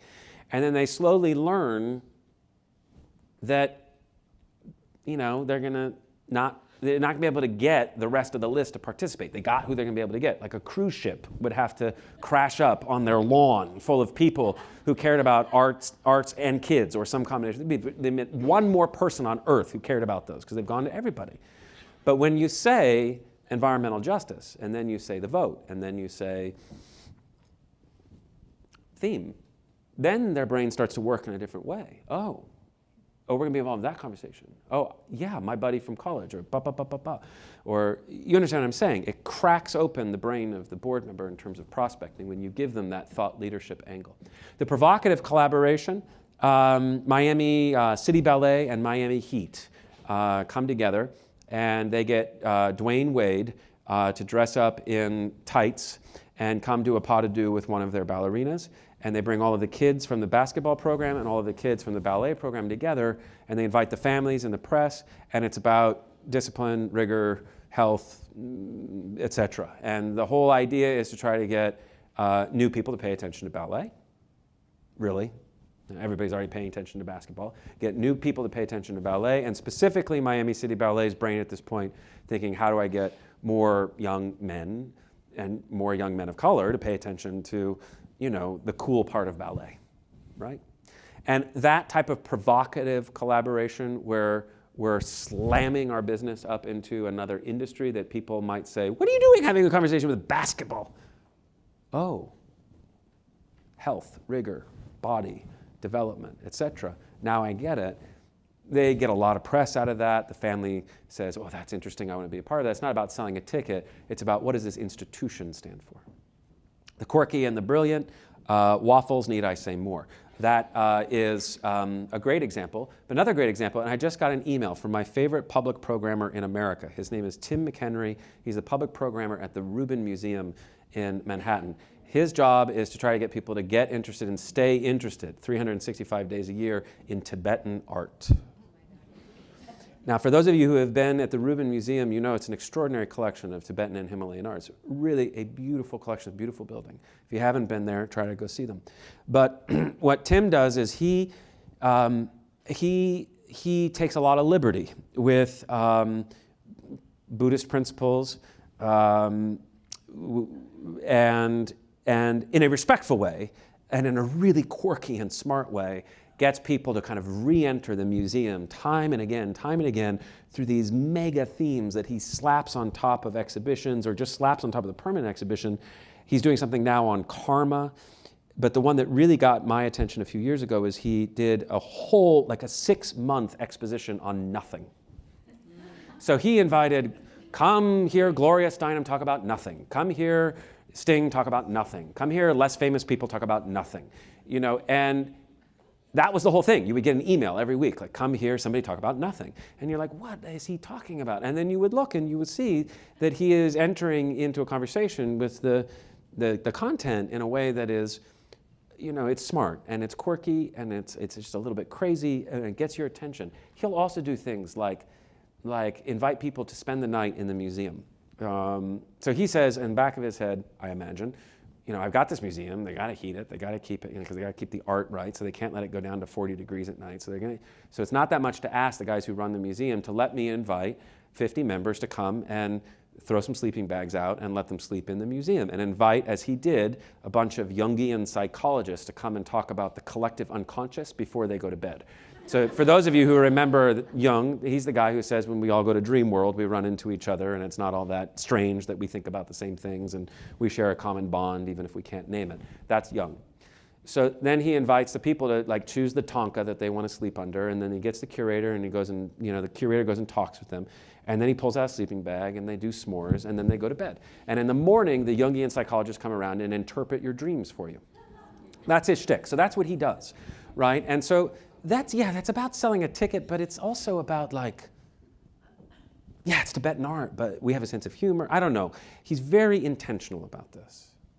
And he sends out these mom and pop emails. They are not glossy, constant contacty, heavily designed things. It's it looks like he sent it from his iPhone, while he was on the L train. And it has this feral nature to it, but it's very intentional and it's very exciting and you want to be a part of it. So that's programming, but it's also great institutional marketing. The timely is being able to respond and say, we are going to have a conversation about this thing that's happened, and we're going to have a conversation about this thing that's happened now. And we're going to do it because we have the ability to do that, we have the expertise to do that. This isn't great for everybody, but I worked with an organization in Philadelphia called Asian Arts Initiative. And Asian Arts Initiative is a community-based, multidisciplinary practice, social practice, creative practice, that works with young people, works with adults, and in the Chinatown North area of very quickly gentrifying and changing Philadelphia. And a few years back, there was this remarkable event that took place where a theater company in Philadelphia did a production of Julius Caesar set in feudal Japan, and they hired no Asian actors. They hired all white actors to do it. And there's a great Asian acting community, Asian American acting community in Philadelphia, including 2 great Japanese actors. So that was the first time they put their foot in it. And then they had costume designer who kind of dressed up Japanese characters, but in kung fu costumes, so kind of totally wrong, just historically and culturally. And then they did all sorts of staging things, like a ritual suicide that they just botched. And it was this horrible moment for this theater. And it was a horrible moment it caused a lot of pain in the Asian American community. And Asian Arts Initiative said, this has caused a lot of pain. And we're angry. But we're going to invite you, and we're going to invite the Japanese actors, we're going to invite the theater critics, and we're going to invite the theater community, we're going to invite the Asian American community. We're going to hold 3 conversations at Asian Arts Initiative now, in the next 3 weeks, about why you screwed up so bad and why you didn't know it and what we're going to do together as a community moving forward. And they said this lightning bolt is going to crash. It needs to crash in our yard.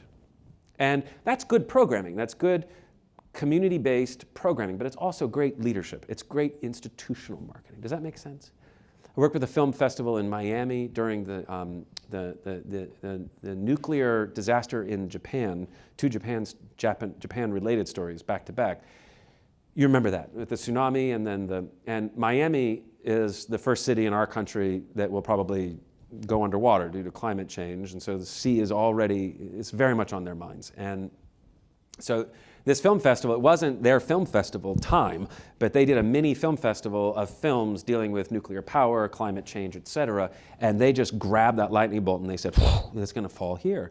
And they were seen differently after that. That's good programming, it's good responsive programming, it's also great institutional marketing. So those are a few examples. And if you're leaving this room and you have confusion about how to start to work your way into that mentality, think about it this way. And there's a handout in your packet, although you don't need to look at it. I'll just explain it. Look at your A-level projects and think about people, places, objects, and experiences that live inside of that project or to which you can gain access. People, places, objects, experiences. I'll tell you one story which will kind of give you an example of how one might think about building an institutional marketing effort around an A-level project that touches on most of these. I had an opportunity to work with a great Museum of African American History in our country, and they were doing an exhibition called From Ashe to Amen. So it was about the voice, and it was about the voice in the black church, and it was about the history of the voice. And so what we did is we said, in this particular city, there are many wonderful communities of faith. There's great African American churches, there are great synagogues, there was a Buddhist monastery, there was a great mosque, amongst others. So what we did is we said, this whole thing is about voice. Let's think about people, places, objects, and experiences to which we have access or to which we can gain access that can really tell this story about voice, but produce a bit more visibility in doing so. So I said before we broke, A-level project, a few lily pads leading up to it. Institutional marketing is about kind of revving the engine in a way. And in some cases, yes, it does take sweat equity. I am not going to say institutional marketing doesn't take time and sweat equity, but it shouldn't take a lot of money. We went to the leaders of the mosque, of the synagogue, and of the monastery, and we said there's a vocal tradition that is critical in each of your faiths. And would you please consider engaging your imam? Would you please consider engaging your cantor? Would you please consider engaging your the leader of the monastery to talk with some of our people about the voice in the context of your faith? And they did. And so what happened was we led this like little tour amongst the variety of communities of faith in this city. And only about 100 people could go on it, but boy did it get people's attention. It really got people's attention because we were taking people into kind of the inner sanctum and sitting them down with access to people in these faiths that were talking about something that was related to the exhibition. This was not just fun stuff. This was direct marketing to try to get people to come to the exhibition. Does that make sense? But people, places, the objects piece I'll come back to, experiences, this is our trade, guys. I mean, we know how to do this. The people, places, objects, asset inventory, which you have a copy of in your packet, is a great way to set the mind of a board member on fire around an A-level project.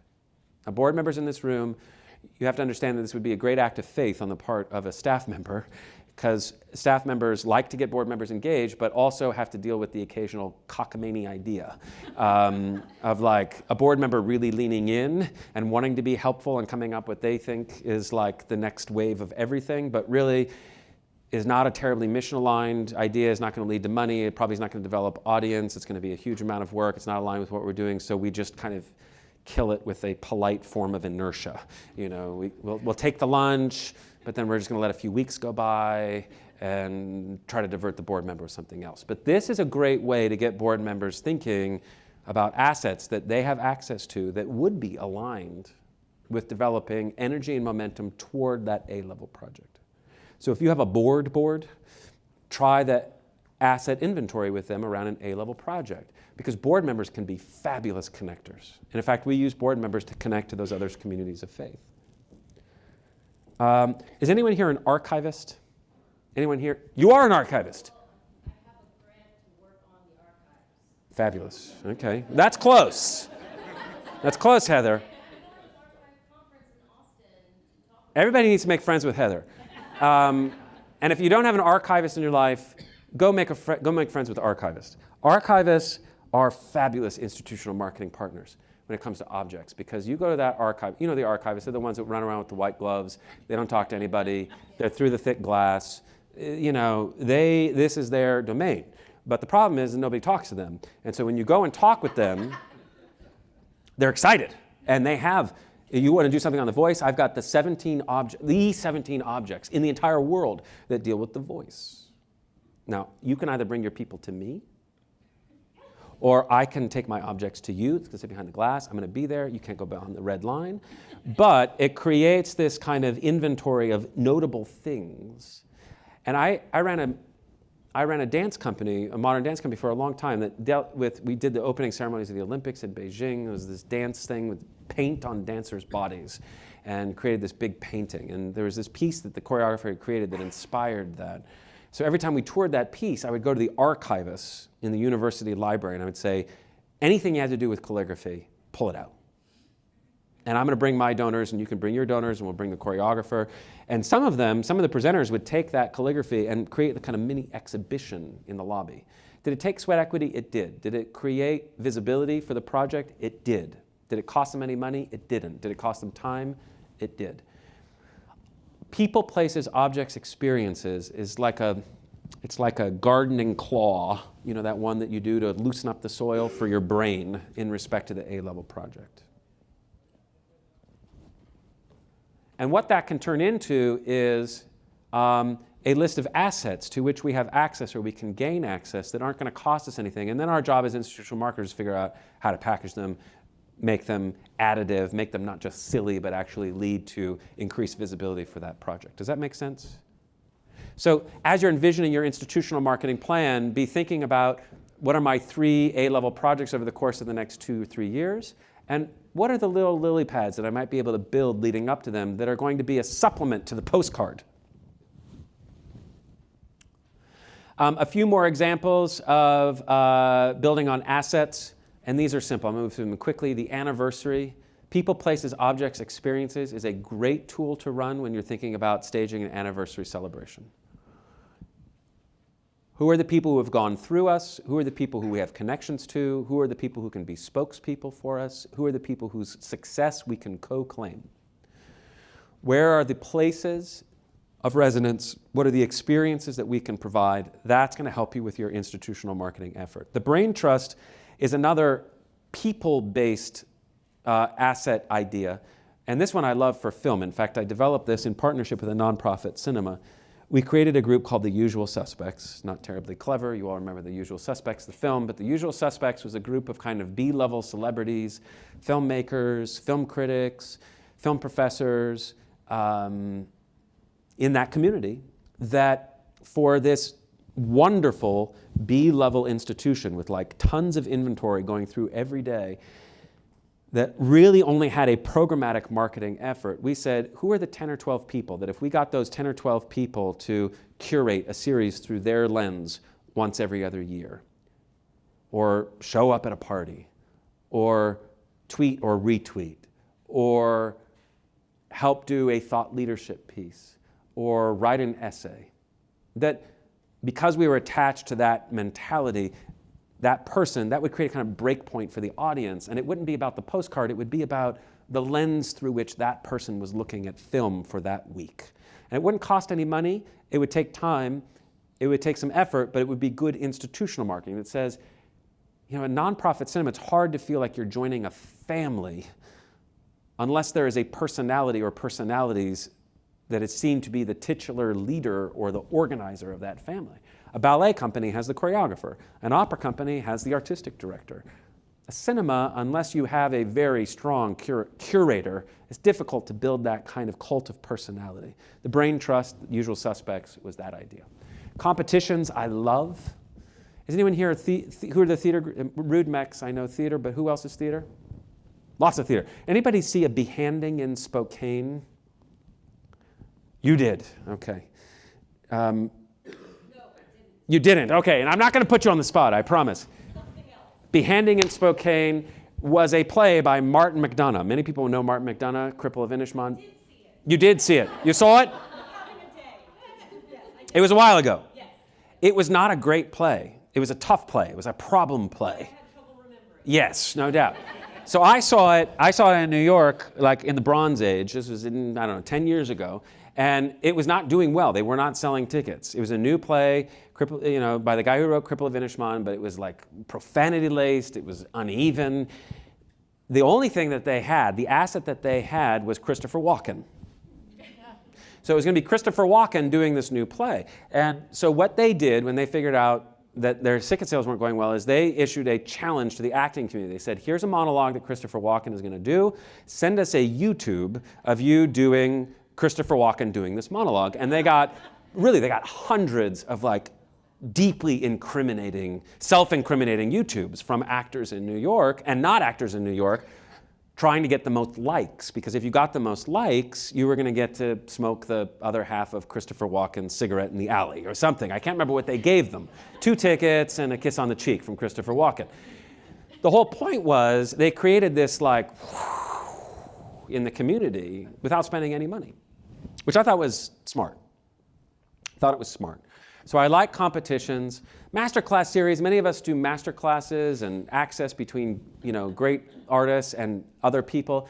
The series is the key word there. Just think about that abstract pointillism turning into Sunday in the Park with George. If you can create if you can create an arc across those types of investments each year that make it look like a thing rather than just several nice things that may or may not have a relationship with each other, it becomes something that people want to come to all of it, or it becomes fundable, or it becomes something that a board member wants to help underwrite, packaging.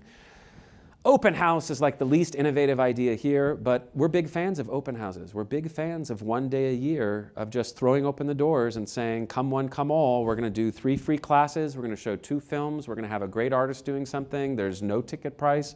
Come and get to know us. It's good institutional marketing. It's a day when you can tell the story. And then the season announcement. For you who have seasons, this will be literal. For those of you who don't have seasons, it's something that I want you to still consider, a break point each year where you can say, everybody put down your pen, everybody stop, everybody pay attention to the things that we haven't done yet, but that we're going to do, that we want you to pay attention to.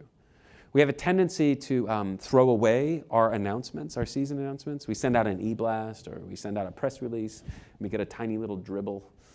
And if we can create a show around it,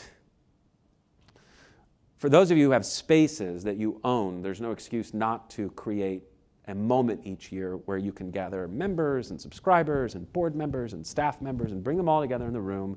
It's just going to mean you have to hire the security person for the day, put out some cheap wine or coffee or donuts, whatever is your style, and just have a family day bragging about the things that are coming up next. If you're in the opera or you're in a formal traditional discipline, the show aspect of it has to be a little bit more showy than if I'm running an arts ed program and it's going to just be more,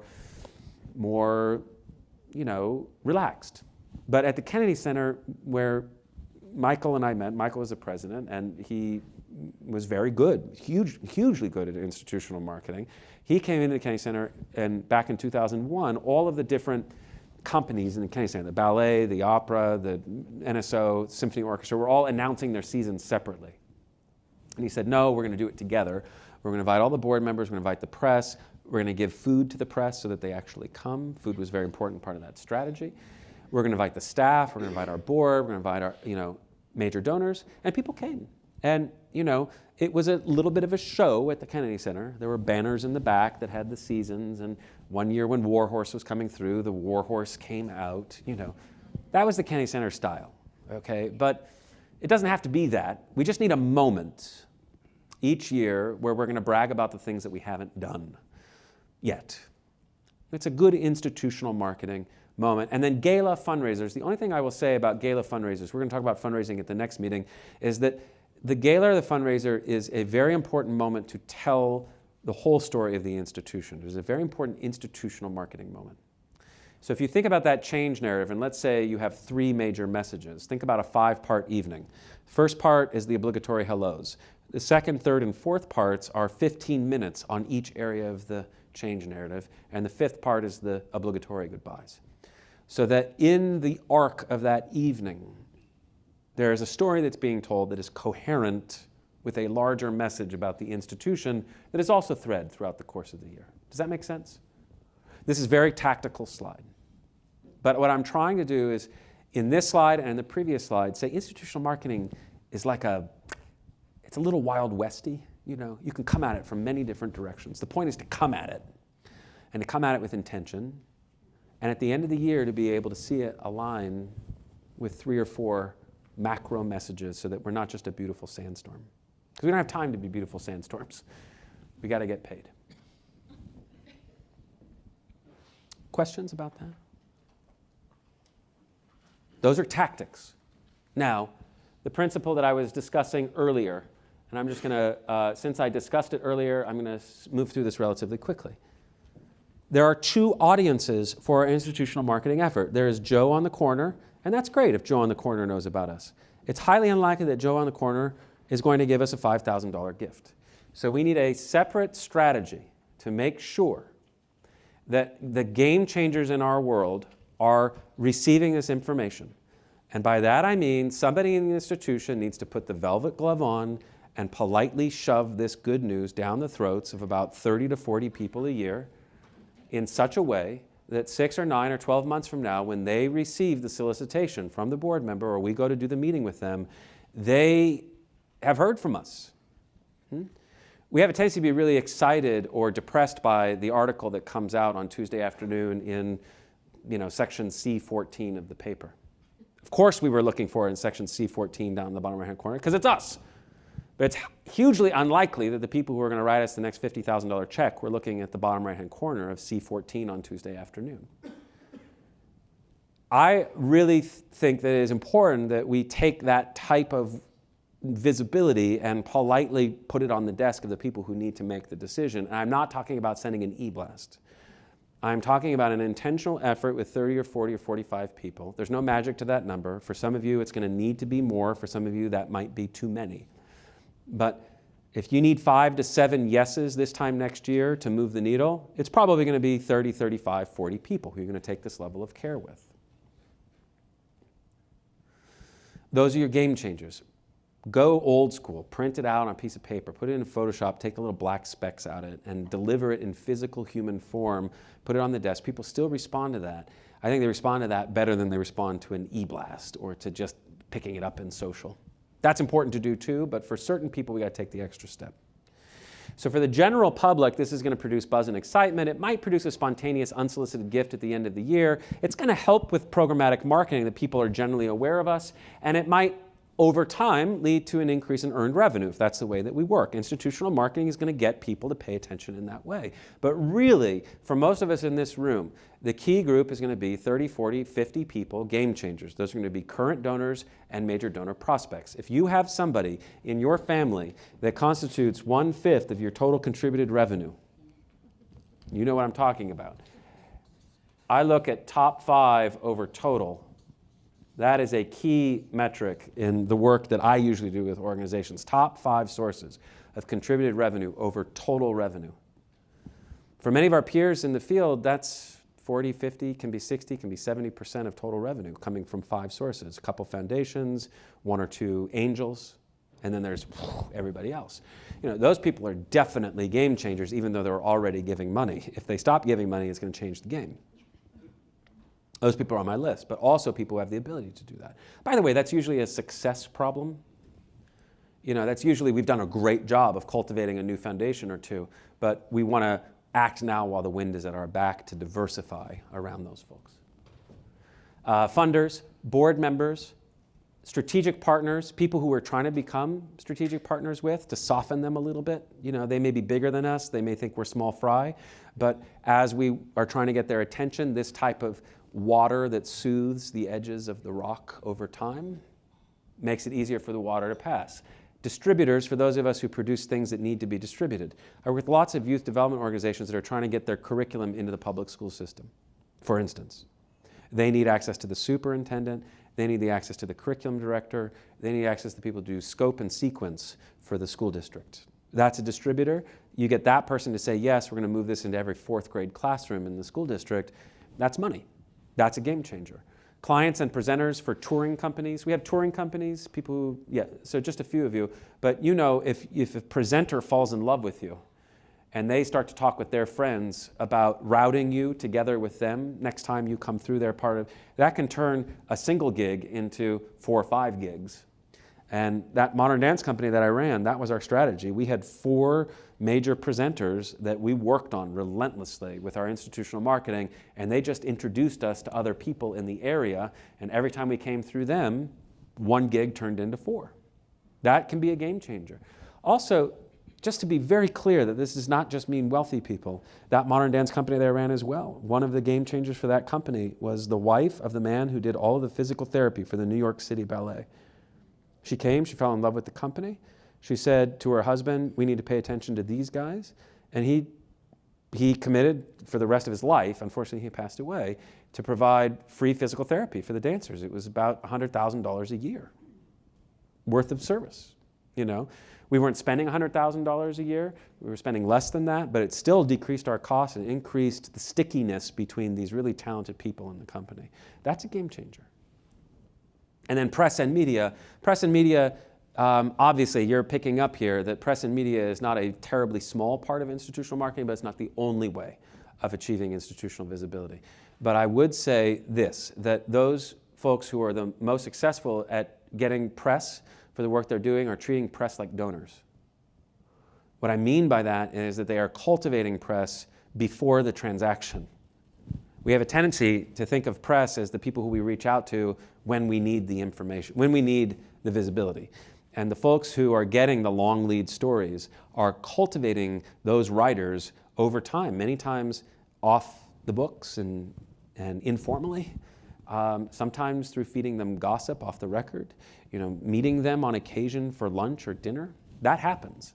And that's how organizations that don't have fancy PR reps are getting visibility in the press.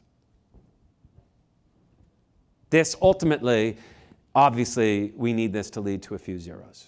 And the goal here is that we're going to get people who are already giving to consider adding a zero, usually attached to an A-level project, and people who are not giving or who have been giving us go-away gifts to give in a substantial way for the first time. So as you're thinking about creating an institutional marketing plan, let's try to make it manageable. What I mean by that is think about your season or think about your offering next year. And I just have here program area A, program area 1, 2, 3.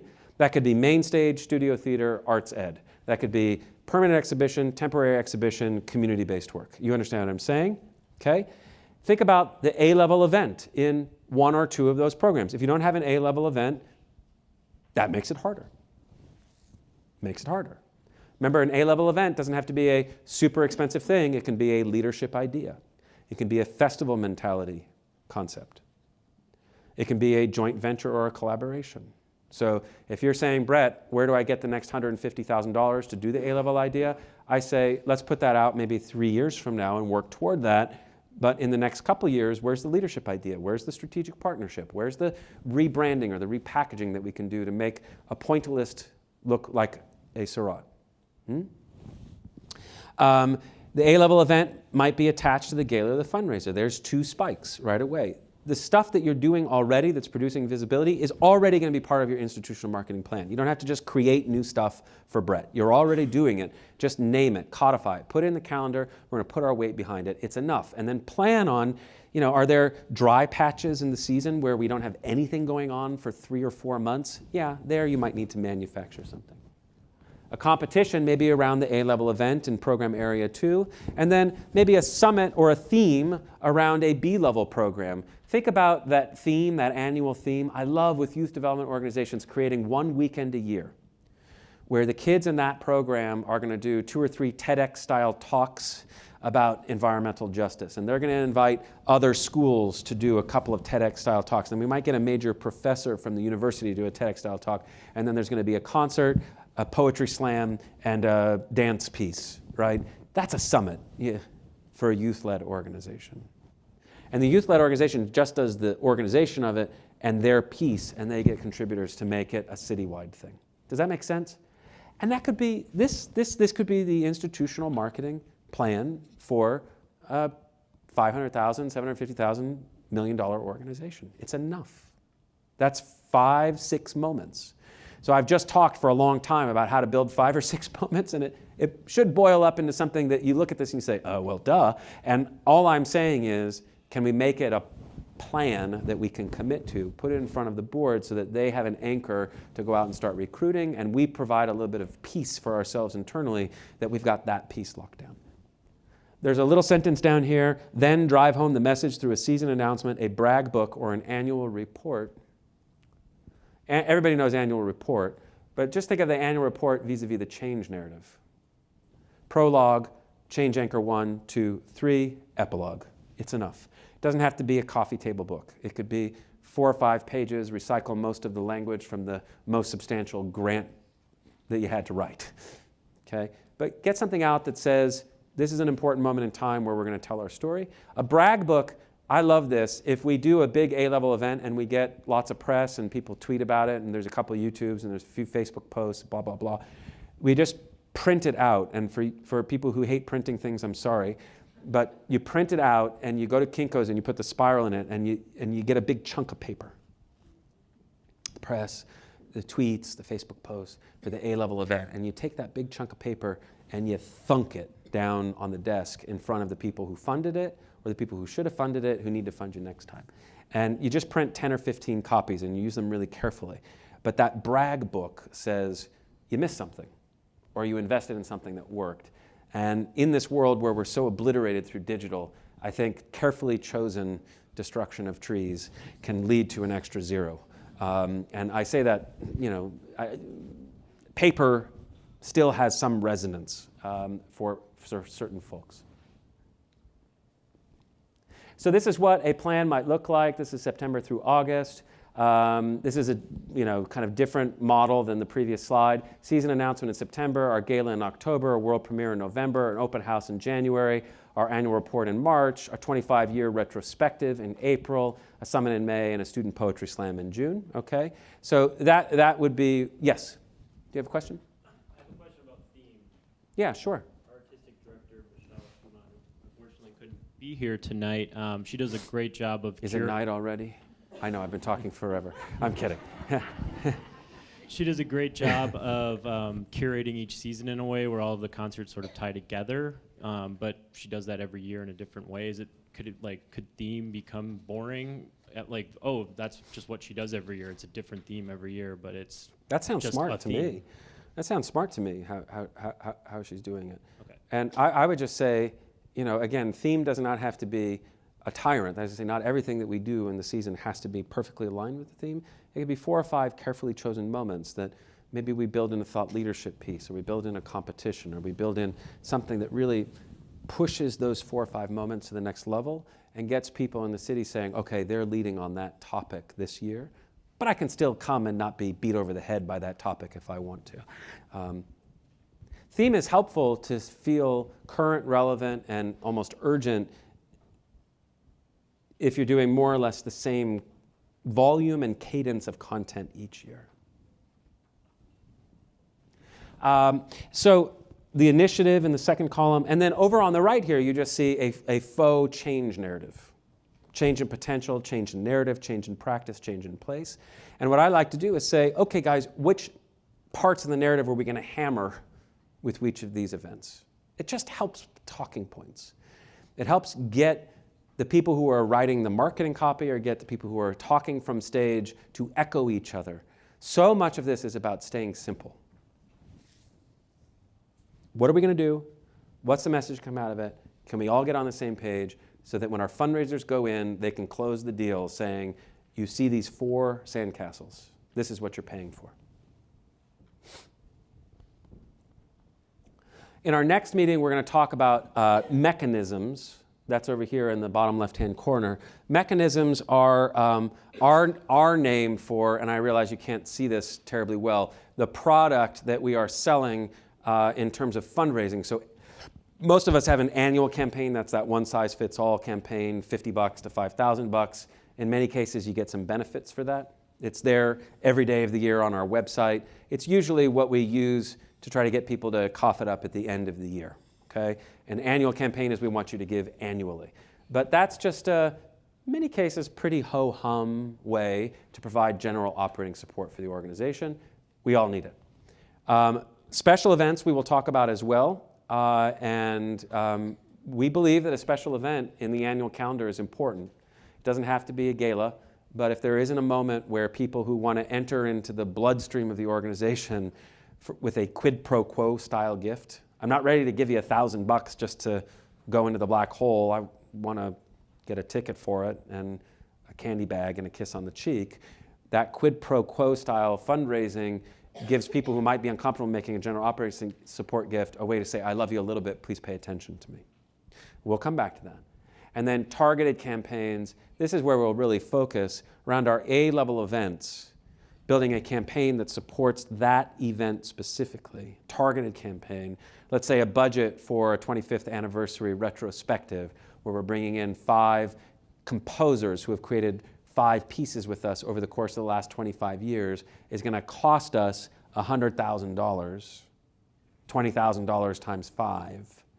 And I've got one foundation that's going to do 50, and I need another 50 to underwrite each of those 5 coming in.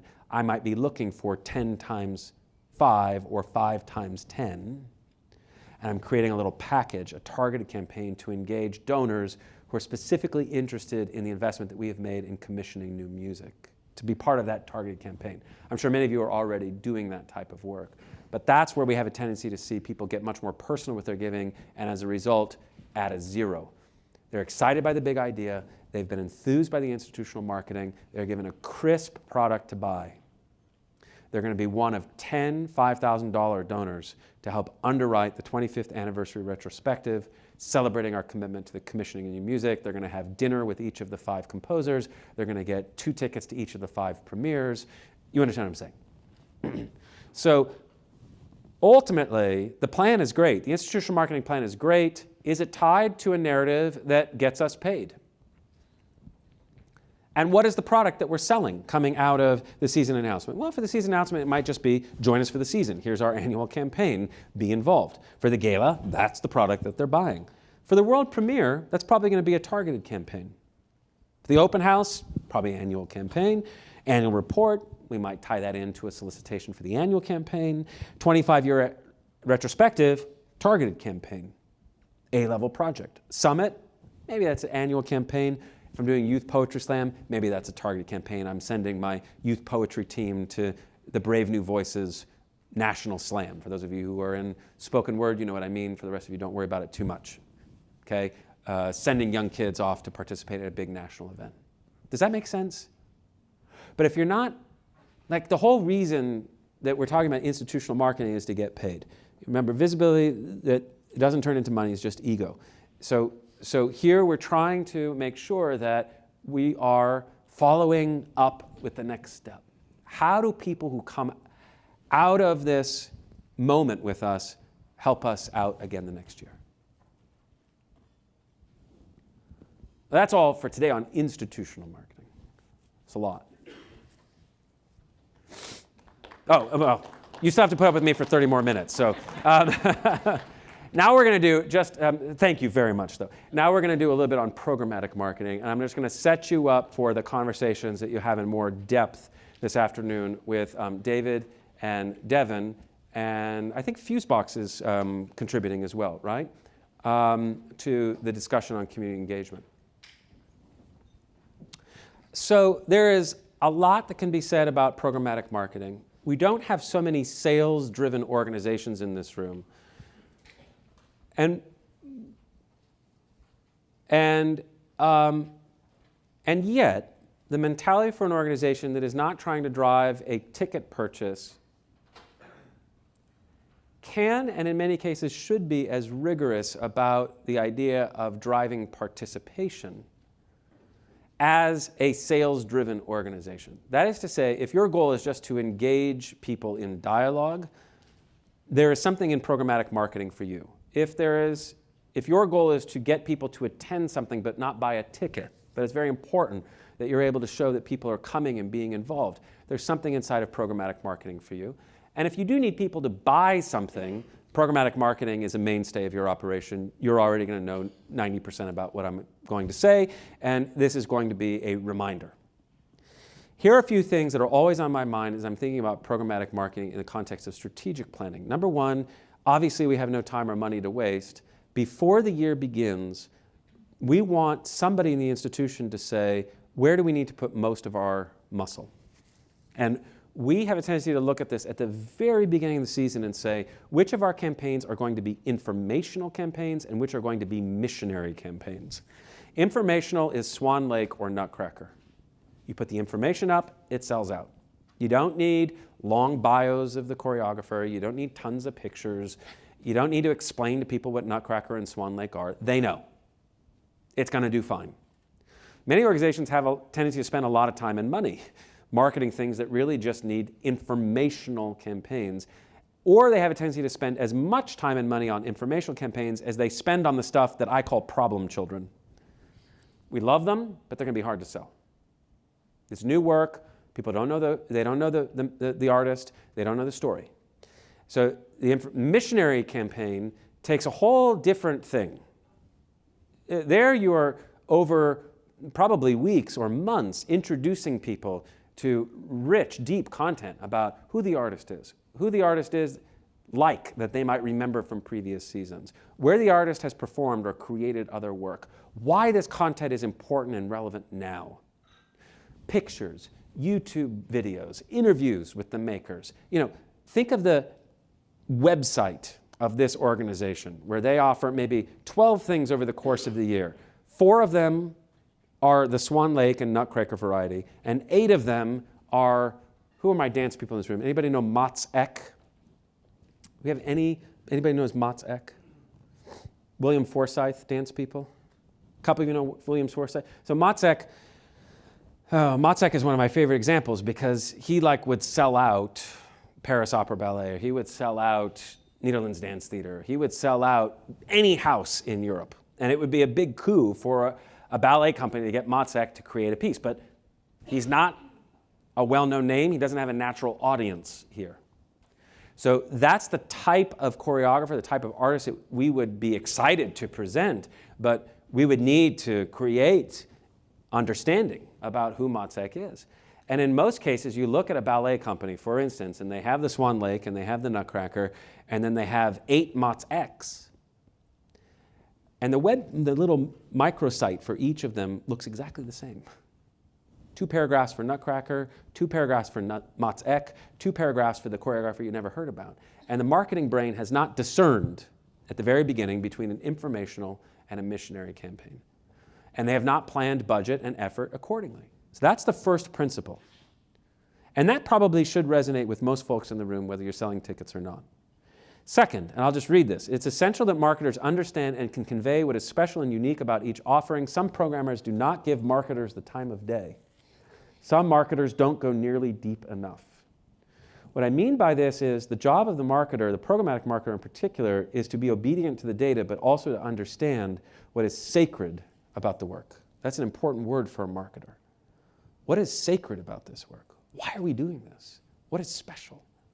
What's profound? Most marketers get so busy, especially when you're dealing with lots of inventory, that they just, in many cases, read what others have written and hobcob something together and make it sound like ours. And most marketers are great data people, but may not have gone through the type of education historically that would give them the ability to talk with richness about what was different from one artist to the next, or why this piece is special. So programmers, you got to help them a little bit. Plus, they're selling lots of things that you've been studying for your entire life, and in many cases, programmers are saying, here's the art, go sell it, it's special, trust me, and then they go to rehearsal. And marketers are left saying, well, I got to figure out not only how to tell this story, but how much to spend in social and web, and they've kind of got 2 masters. So programmers, the more you can give to your marketing side, the better. And it is your job as a programmer to give it to the marketing side. But as a marketer, your job is also to not just be a data wonk. If you don't understand the content, you got to figure out what's special about this. Why is the programming team trying to tell this story? And we live in a time when showing up in physical form is a radical act. So if a marketer is not able to use some soul in writing about something, we're not going to get people there. Now, the marketing summary, which I've provided you, which is a handout, you don't need to look at it now. It's an example of the type of questions that we would want a marketer to ask a programmer if they were trying to do a missionary-style campaign. It's written for the theater context. So if you look at it and you say, we're not a theater, you just have to use it as an example and come up with your own. But guys, that conversation between programming and marketing, programmers, you got to help marketers get to what's sacred here. And many programmers don't see that as part of their job, but it is. It really is. And if you're the executive and you're trying to massage that relationship, the executive might need to take control of that and orchestrate that and force that a little bit. When I deal with a season, trying to sell a season, the very first thing I do is distinguish between missionary and informational. Then I pull together a war room around the problem children. There's usually 6 or 7 of them before Christmas, and there's usually another 4 or 5 of them after Christmas, at the end of the year. And we go deep with each of those artists. What was their schooling? How are they approaching the work? Why are they different than these 2 other artists? How are they similar to these 2 other artists? What assets do we have from the artist? Are the assets good? Do they stink? Do we need to push the artist to give us more? Do we need to make our own assets? Because the pictures from the artist all have the artist in pictures like this, and they're a jazz musician. And jazz musicians give us the worst photographs. I love jazz. I hate marketing jazz because all jazz pictures look exactly the same. And so jazz is really hard. You got to figure out, what school does this person come from? Are they third stream? Are they is it Duke? I mean, who are their influences? Who are they like? What did other press say? It's a whole different ballgame. Last core principle is that really the game of the marketer is trying to get core buyers to buy more, and is trying to get marginal buyers to buy for the first time. And in between those guys, what we might call affinity buyers. I'll come back to them in a minute. Core are the people who are going to come when they get the postcard or the brochure. We do not need to spend a lot of time on them. But what we want to try to do with those people is to get multi-ticket buyers to become subscribers, if you have that thing, or to get them to become members or donors. So the core people, the strategy is not going to be usually a missionary style strategy. They already love us. They're going to buy most of the stuff that we do. Yeah, we might need to work on them a little bit if we've got something particularly risky, but core is not where the focus is. Marginal is what we call inclined non-attenders. David Sneed's going to talk about this afternoon. If this is your gig, follow David. Inclined non-attenders are people who are going to that organization but are not coming to us. They're going to the big organization, but they're not coming to us, the smaller organization, yet. It's not so hard to figure out where your inclined non-attenders are, and David's going to talk about that, so I'm going to punt it to him. But that's really where your growth is in terms of programmatic marketing. So spend the majority of your time thinking about who are the people who should be coming, who are not coming. That's going to mean we're trading lists, that's going to mean we're buying lists, that's going to mean we're going to do some direct marketing in neighborhoods where we have a high density of other people already coming, but we don't have those people coming. There's lots of ways to get at that. But one of the great ways, the cheap ways, the cost-nothing ways, except for sweat equity and time and social equity, is through affinity marketing. And affinity marketing is pretty simple, although it takes a lot of work and not everybody's great at it. Affinity marketing is basically group sales. It's basically finding the clergy person who has sway over the 743 people or the 7,433 people that when we do Ashe to Amen, they're going to tip that community toward us. And if we can get in the brain of that clergy person says, y'all, we're going. Of the 7,000 people, 700 people buy a ticket or go. Boom. And it's called affinity marketing because we are appealing to an affinity that group shares. They share an interest, they share an activity, and our content is relevant to that interest or activity. Now, the next level evolution of that is to say, okay, great, we get the church to come in 2018, but if we're going to build a relationship with that community over time, we probably need to have a longer view than that transaction. And we certainly need to be thinking about what in subsequent seasons we can offer and maybe even co-create so that we're not just creating a kind of you buy us and we're talking and you're buying, but maybe over time we're really isolating 4 or 5 key affinity relationships that, yes, have a sales outcome, but are really more collaborative in nature. And Devin's going to talk about that this afternoon, okay? But I love affinity marketing, particularly for organizations that don't have a gajillion dollars to spend on direct marketing and who are already pretty good at partnering. There are 3 things that I'd like to leave you with, and there's actually a lot of information in the next few slides. I will tell you that you will get a copy of this PowerPoint. And I know that I didn't tell you that before, but if I didn't tell you that before, that means you wouldn't take any notes and you wouldn't stay with me. So I'm telling you now, because we only have 20 minutes left, and there's a lot of data on the next few slides, you will get this. So you don't have to take notes on all of this if you find it relevant.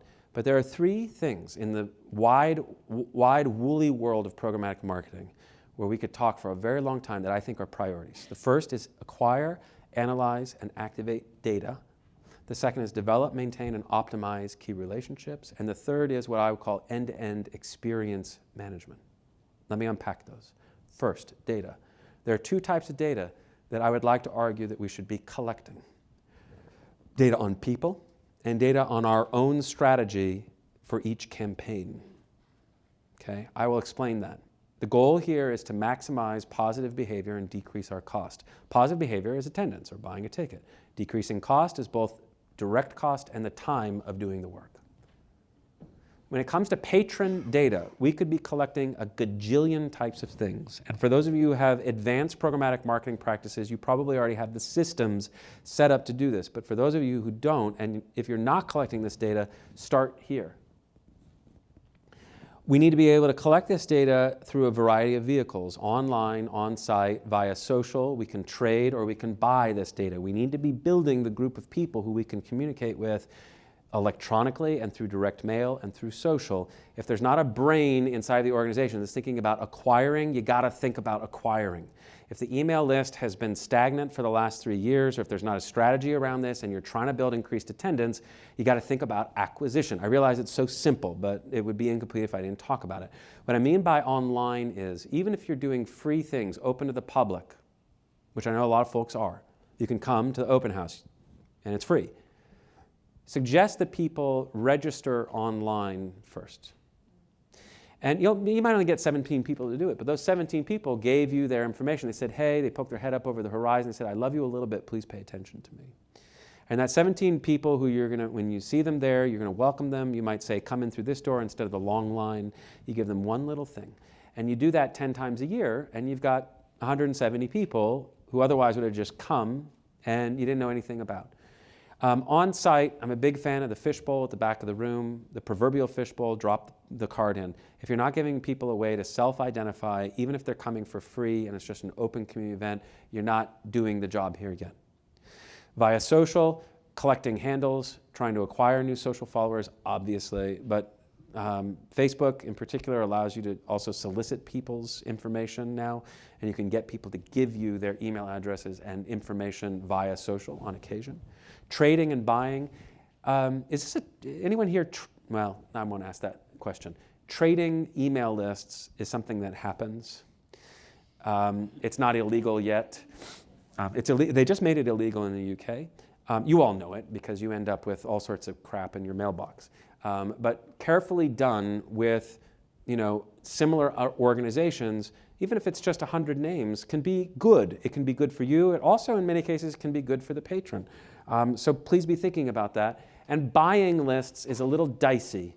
Ask David the question in more detail this afternoon. He's really expert on it, but it happens on occasion. So if you're trying to acquire new names in a specific neighborhood, or new names for people who you know are inclined non-attenders, you can go to an Experian. The credit agencies have this information, and you can just buy that list here in this town for people who make over X, who drive Y type of car with homes in Z neighborhood.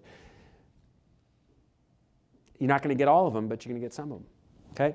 The second thing in terms of patron data is we've got to be tracking 3 things: activity, communications, and donations. So some of you are going to say, duh, Brett, we already do this, but I just need to hammer this. Activity is they came to these 3 exhibitions. They came to these 3 shows. If you don't have a way of tracking when people are coming, it's a problem. You're never going to get all the data, but the reason why you need that is because the whole game here is that next year you're going to send people slightly more segmented communication than you did this year. The reason why at that break you deleted 4 e-blasts that you received from your peers in this community for email lists that you signed up for, but you deleted them before you even looked at them, is because you may love the organization, but somehow that organization has trained you that they're going to send you more information that you need, or more information than you have time for, or irrelevant information. And email communication is so critical, such a great way to communicate with people, but we're so clobbered by it now that if we train our people that what they're going to get from us in our e-com has nothing to do with what they have shown a preference for in the life of our organization, they're going to start to tune us out. Ditto postcards, ditto brochures. And so if there is not a way of tracking activity, we can't do better next year. So much of this is about how can we do better, a little bit better next year. Communications, what have we sent them? The most sophisticated practitioners know what people open and what they don't open, whether or not they take action based on that communication. That may or may not be relevant or necessary for you. And then donations, definitely. Okay? Those are 3 critical things.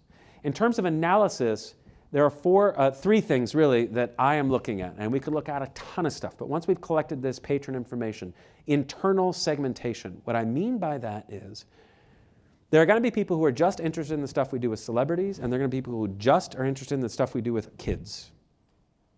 And if we're sending kids messages to celebrity-only people, they're going to tune us out, and vice versa. So over time, I'm trying to get closer through that activity tracking to what messages I'm going to send to whom. Manage the patron pathway.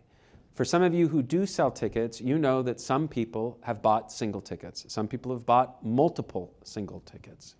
And your goal is to move them into a subscription. Who here has a subscription? I imagine, oh, okay, more people than I thought. So your goal is to move multi-ticket buyers into a subscription. Your goal is to move subscribers into what? Donations. So that's the type of analysis, that's the very first piece of analysis that we're looking at. The very first thing that we do with an organization that's in trouble is we go to what we call LIBUNTs, and we'll talk about this in the next meeting. Last year's, but not this year. People who gave 2 years ago or 3 years ago, but haven't given yet this year. That's the first place we go. The second place we go to is subscribers. The third place we go to is multi-ticket buyers who have shown an inclination or proclivity toward a certain type of programming. We do a few other things, and then we go after the right people with a targeted campaign. Okay? So managing patron pathway is also something that we can do even if we're not in the sales business. That can be moving somebody from just coming to open houses to participating in enrolling in a class. Link to wealth screening. Who here is using some sort of wealth screening? Oh boy. Okay, good. So we have a super dirty fun secret for you at the next meeting, which we're focused on wealth screening. Wealth screening is the illicit love child of the National Security Agency and Bank of America. And it is a kind of database of really juicy information on people who have means. And some of you are in this database. I think I'm in it. It's often, that's not because I have means, it's just because I have been philanthropic. You end up in this database when you have given money, in many cases. And what this does, it's kind of like a bot, and it goes and it collects publicly available information from universities and big institutions, and it kind of hoovers all of that into a database, and then it slams it into credit scores, and it slams it into other pseudo-publicly available information, and it spits out profiles which are sometimes accurate and sometimes not accurate, but are often directional about what someone who has purchased 2 tickets from you just gave to the university down the street, or gave to another cultural organization, or what political candidates they've given money to. So many customer relationship management systems now have an API that connects this type of intel with someone who just bought a ticket. Or, super creepy, someone who is in the process of buying a ticket. And then that system feeds that person offers or information based on the information that American Express has collected about their purchase history at Bloomingdale's last weekend. I'm not suggesting that most of us would want to go there, but what you need to know is that that tool is available, and that tool is available and is relevant for people who are trying to turn people who even just come to free events, who may be lurkers, who have the ability to make a $25,000 gift, but you had no idea, and you wouldn't know until you got their name, and it went into this database, and you had it connected to this wealth screening. We will talk about that, okay? Link to wealth screening, and by the way, guys, this is not that expensive anymore. It's really not that expensive anymore. You can get a cloud-based customer relationship management system, CRM, that would replace your Excel file, or would replace the Outlook, you know, that you keep everybody's emails in, for like a couple $1,000 a year. That really makes life a lot easier. If you're not using a CRM, a customer relationship management system, or a way to organize your data outside of an Excel spreadsheet or Outlook, or the little lists inside of Constant Contact or MailChimp, write us. We have a list of all of them and the pricing and what they do. And it's probably time to upgrade if you're in that situation. Because even if you're not in the sales business, you are in the fundraising business. And so to be able to track this information is going to help you. Maintenance, basic maintenance, deduping. is the brother of address validation. So address validation is just someone moves and you keep sending them postcards and you keep getting the postcards back. But USPS actually has made an advance in this area, and they can run your database through this thing called NCOA Link, which is National Change of Address Link, and it'll save you that pain, it'll save you that money. It's good ongoing maintenance for that data. So that's the analysis side of Patron. And then activation, what we're trying to do here next year is segment our lists better than we did this year. So sending fewer irrelevant things to fewer people and sending more relevant things to more people. And if we wanted to get fancy, some organizations will create something called a buyer persona. And what that means is, Brett, we don't have time to segment across 1,600 people. But what we can do is break down our audience into 3 or 4 basic types: the celebrity people, the arts ed people, the blah, blah, blah, the blah, blah, blah. And those buyer personas are going to receive the same treatment over the course of the year. Does that make sense? If you're not in the sales business and you think I'm moving way too deep into this, just remember that you are also trying to lead people, in many cases, to a donation. So if you are not doing any of this, you are behind what other folks are doing going after the same people. Patron pathway, this is activation. This is about building strategy to move single tickets to multi-tickets, multi-tickets to subscribers, subscribers to donors. Okay? So that's the top line on Patron. There's one more dense slide, I'm just preparing you. It's the campaign slide, and then there are 2 kind of Disney-esque slides to end the day. In terms of our campaign, now this is, let's envision that missionary style campaign. Brett, we're putting a heck of a lot of effort into this. I'm just asking you to pay attention to what you have done, to pay attention to what happened in respect to what you did, so that we can do a little bit less work next year and get a little bit more out of it. So much of marketing, guys, when you don't have a team of 30 people to do marketing, is about just trying to find a couple of insights every time we go in, so that next time we spend a little bit less money and time on less effective things and a little bit more time on more effective things. We cannot do it unless we're paying attention to what we are doing. So we can throw spaghetti at the wall, but if we don't actually figure out what sticks, we're just going to throw spaghetti at the wall again. And a lot of marketing is throwing spaghetti at the wall. I mean, this is a trial and error business. It's even a trial and error business in this room based on what I am saying here, because you're talking to different people about different products in different places. It's very difficult to lecture on programmatic marketing because it's so different, even neighborhood to neighborhood. So the key point here is to pay attention and learn.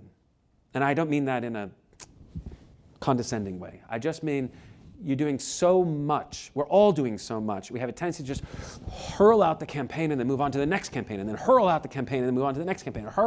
And somebody has got to say, wait, what did we do and what paid off and what didn't? Okay, so in terms of the campaign, who came? Who are they? What are their demographics? What kind of contact information can we get? What was their motivation? If you don't have a way of asking people what they are responding to, was it the postcard or the brochure or the advertisement or the group sale, you don't know what worked and you don't know what didn't work. So acquiring motivation, there are a couple of ways to do that. Survey is so simple. Your sales-based brethren in this room are probably sending out a morning after email after every performance. That's what your sales-based peers are doing. They're saying, how did you enjoy your experience? And very importantly, why did you come? Where did you see us in the press? Did you see the article that we had? Did you see the advertisement? Did you get an email? Was it word of mouth? Was it online? They are collecting that information in a post-performance survey. Some of them are collecting that at the moment when you buy a ticket at point of sale. Whether that's at the box office, they're asking a question, or if it's online, you have to do that little drop-down menu before you can buy the ticket. That's how they're collecting it. How are you collecting it? In terms of the campaign, what was our strategy? Just make a note of what the strategy was. What market segments did we go after when we were trying to sell this jazz artist as different from this classical artist? Multidisciplinary presenters have the hardest job in the world when it comes to this. Single discipline producers have the easiest job when it comes to this. What I mean by that is a multidisciplinary presenter would be, I have to sell dance, and theater and music and arts ed and et cetera. You understand what I mean? As different from the opera or as different from the ballet. The presenter gets so clobbered in this area if they do not track what did they try to do this time. What group were they going after? What zip codes? What affinity groups? What neighborhoods? What lists were they going after? You got to collect that information about market segment. Advertisement spend. Where did we spend money? In what vehicles? Where did we spend media trade? In what vehicles? What discounts did we give? Through Gold Star, through social, through a partnership with the church. What groups did we try to engage? And very importantly, what was the timing of laying that out? Did we do it 3 months before, 3 weeks before, 3 days before? That's the information I want you to collect. Then in terms of analyzing it, we got to get, obviously, that information over to the CRM. So if it's just going into the Excel, it's going to be a little wild and woolly. And it's probably time to graduate to a cloud-based program. Demographics by campaign, media by campaign. Who came? Who didn't come? Who do we think was going to come? Who didn't come? Why? Any idea? Media by campaign. What worked and what didn't? What did people say they used? If I'm not collecting that information and I'm not analyzing it, I'm not going to spend less money next year. I'm probably just going to do the same thing by habit. How long can that go on? And then in terms of the campaign, what I'm looking at is media return on investment, media mix, and media timing. Return on investment, there are a few different ways to measure this. One is just that after the event survey, what made you decide to come? If I'm sending out 10,000 postcards and I ritually get 4% or 3% of the people saying I came because of the postcard, I'm probably going to put a lot of pressure on whether or not I send out 10,000 postcards next year. So simple. Another way to do that is through a source code. You put 25-218, which is 25th anniversary in 2018. When they give 25-218 at the box office, they get 25% off, right? Source code from the postcard. You know it came from the postcard. It's the only place you put the source code out. If 4 people out of 10,000 people use that thing, you're probably not going to spend a lot of money on postcards next year. If you don't have a way of tracking that, we're a little bit behind. We need to step up. Media mix. Depending on what's performing well and what's not performing well, I'm going to invest more in the things that are working and take money out of the things that aren't working. Things that are getting clobbered right now are print. Outdoor is getting clobbered. Radio and TV, really hard to track. So people are spending less money in that. Digital continues to go up because people are able to really see click-through. They're able to see from Google ads and Facebook ads exactly who is responding and why. So digital is really on the rise. Print and outdoor is really getting hit. And then media timing, I have put in your packet something called a sales summary.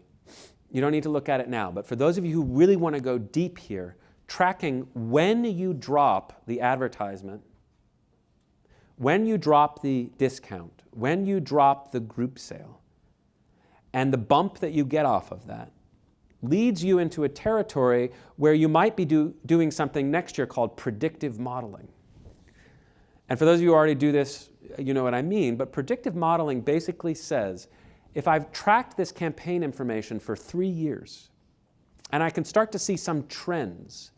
So for jazz artist A, okay, big band, Duke Ellington style, okay? And let's say I do big band, Duke Ellington style every year, the first weekend in October. And 3 years ago, 3 months before, I had sold 47% of inventory through the subscription. 3 weeks before, I had sold 69%. And then I saw a big late wave due to an advertisement that I dropped in this publication in the final week, and I sold an additional 10% of inventory in that last 3 days. And let's say I got to 80% sold, 80% capacity sold, which would be great through that strategy. I'm probably going to use that strategy again. Let's say I use that again the next year. Great.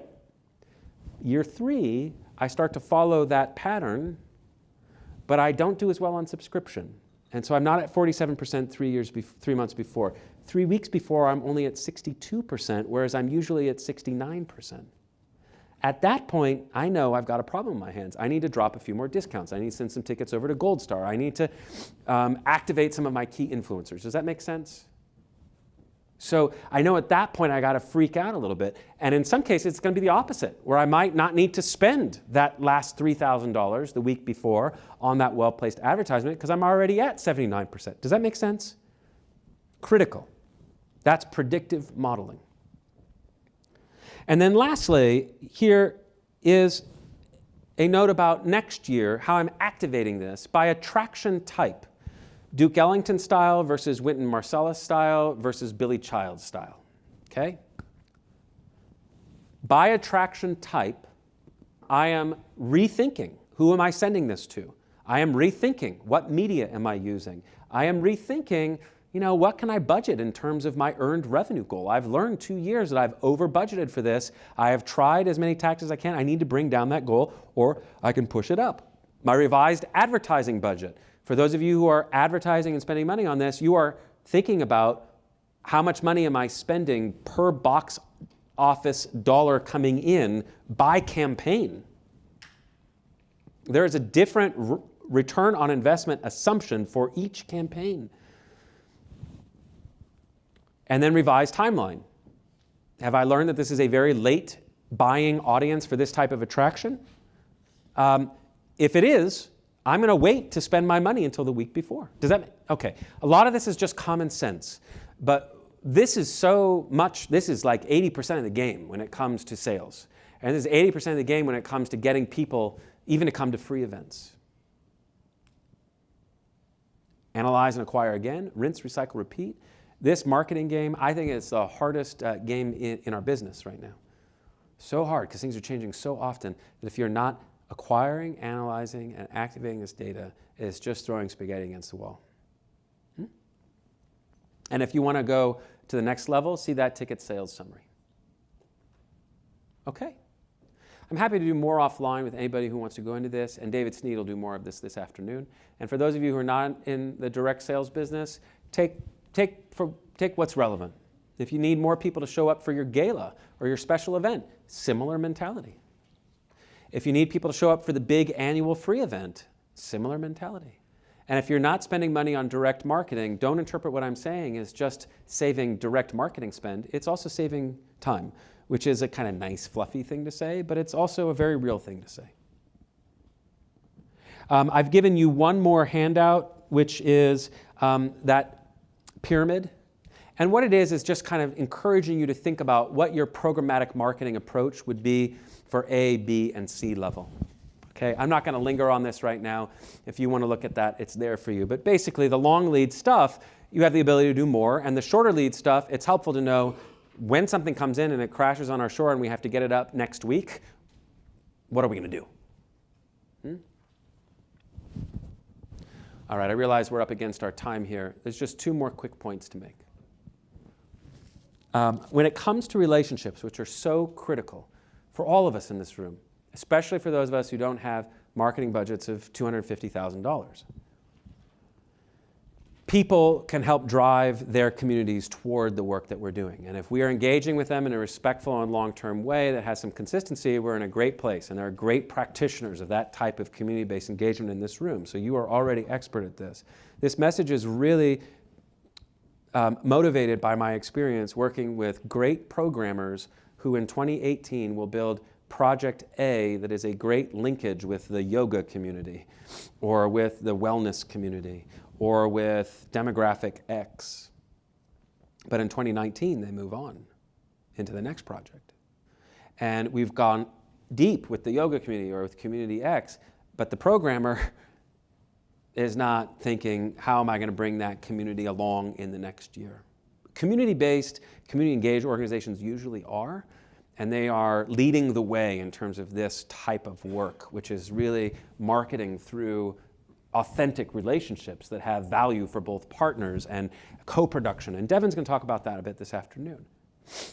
But our kind of marble box on the hill type of organizations have a tendency to work themselves up like Sisyphus, roll the big rock up the hill and create a great partnership, and then that rock rolls down the hill into a valley the next year. And all of that social equity that's been built up has not been preserved because programming has moved on and the marketers moved on to selling the next thing, and that work has dissipated. So somebody in the organization, it's usually the executive here, sometimes the marketing brain is saying, I can't do this for everybody, but there are going to be 4 or 5 key relationships we got to keep our eyes on, because at the end of the day, that leads to attendance and sales. It also could lead to great programming, but I need that for my marketing work. Does that make sense? And the 4 ones that I'm usually focused on are key influencers. That's the clergy person. The affinity group is the church. Okay? So key influencer is usually the key to the castle. And the castle is the group of 400 people that will show up or buy. Strategic partners might be a university that would partner with us to increase the visibility of a project, or to partner with us on the development of a program that we need to make sure we continue to nurture that critical relationship. Whose job is that? Is that the programmers? Is that the marketers? Is that the executives? And then a broker, think of the professor who does the great Shakespeare class at the university and has got 800 kids, and we need to sell last minute, we need to ditch 200 tickets to Timon of Athens because it's not selling very well. So we send that message to that university professor, and he says to his class, you got $10 tickets to Timon of Athens tonight, let's go. That type of broker is a really important person. This is smarter, low-cost, scrappy, entrepreneurial, ground-level based, grassroots marketing. Doesn't take a big marketing budget. It does take focus. What this usually is somebody saying, we got a lot of partners, but we're going to keep our eyes on these guys. And this is my last point. I've quipped a couple of times that showing up in human form is a radical act. I think that it is increasingly a radical act, you know. And when people come, we need to make sure it's great. And that is going to be like a duh observation for most people in the room. But this really hit home for me when I was working at the Kennedy Center, which is a great place to work. But you could spend $1,000 at the Kennedy Center, buy 2 $250 tickets to the opera, pay $40 for parking, buy a dinner for $100 before you come, buy $20 of brownies and coffee at intermission, and then buy 2 drinks afterwards, and make an evening out of it like they want you to, and not talk to a single person, except for the person that tears your ticket and takes your $40 when you're parking. Not a single person. Like, what other business on earth would allow you to spend $1,000 on their product and not talk to you? So I'm obsessive now about what I call end-to-end experience management. And what that means is from point of sale until the day after, what does that patron journey look like? And who's paying attention to that? And there are 3 kind of key anchors there that lead to total perceived value of the attraction. The marketed value is, does the ticket price and the description of what we are selling match up with the thing that people actually experience when they're there? Which may seem a dumb thing to say, but you've been to shows where you're like, that's not what they marketed, and why? It was a 30-minute production. Why did they charge $45 for that? That's the first piece we got to get right as marketers. The second piece is what we call expected value, and that's that the bathrooms are going to be clean. That's that the signage from the parking lot to the theater is going to be clear. That's going to be that it's going to be well lit. That's going to be that people know what they're doing when they're taking our ticket. Guys, I realize, I don't mean to be talking like you don't already know this. Of course, we all know this, but sometimes the bathrooms aren't clean, sometimes the signage isn't clear, and sometimes the people aren't nice, and sometimes the front of house staff doesn't know how to become a member. That's a marketer's problem. Marketer is the experience manager. Expected. And then augmented is the marketer meeting the programmer at the moment of the encounter and saying, how can we augment this experience for the patron when they are there? And by that I mean something as simple as a post or pre-performance. That's talk, that's like the simplest way. But a more sophisticated way of doing that is to do something called show duty. This is my last point. Show duty. If you have that CRM and you know who's coming on that day, now some of you, this is not going to be relevant unless you know that you're collecting 17 names in advance and you know who's going to come to your free event. The most sophisticated marketing and development teams are working together. They know that Brett and his wife are coming and they'll be sitting in row C, seat 110 and 111. And they're going to know that Brett was a $500 donor last year, but he has the ability to be a $2,500 donor next year. And they're going to deploy a member of their marketing team, usually their development team or the nicest, most personable person on their marketing team, to kind of just like, and the best actor on their marketing team, to kind of just stumble across row C, seat 110, and say, oh, Brett, I didn't know you were coming tonight. And Joan, it's so lovely to see you. And do I remember correctly that you just went on vacation because they have looked at your Facebook page before you've come? And this is happening, guys. This is happening. And so, and it's creepy, but it's happening.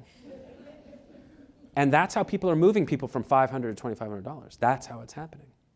So the marketing brain is in that game.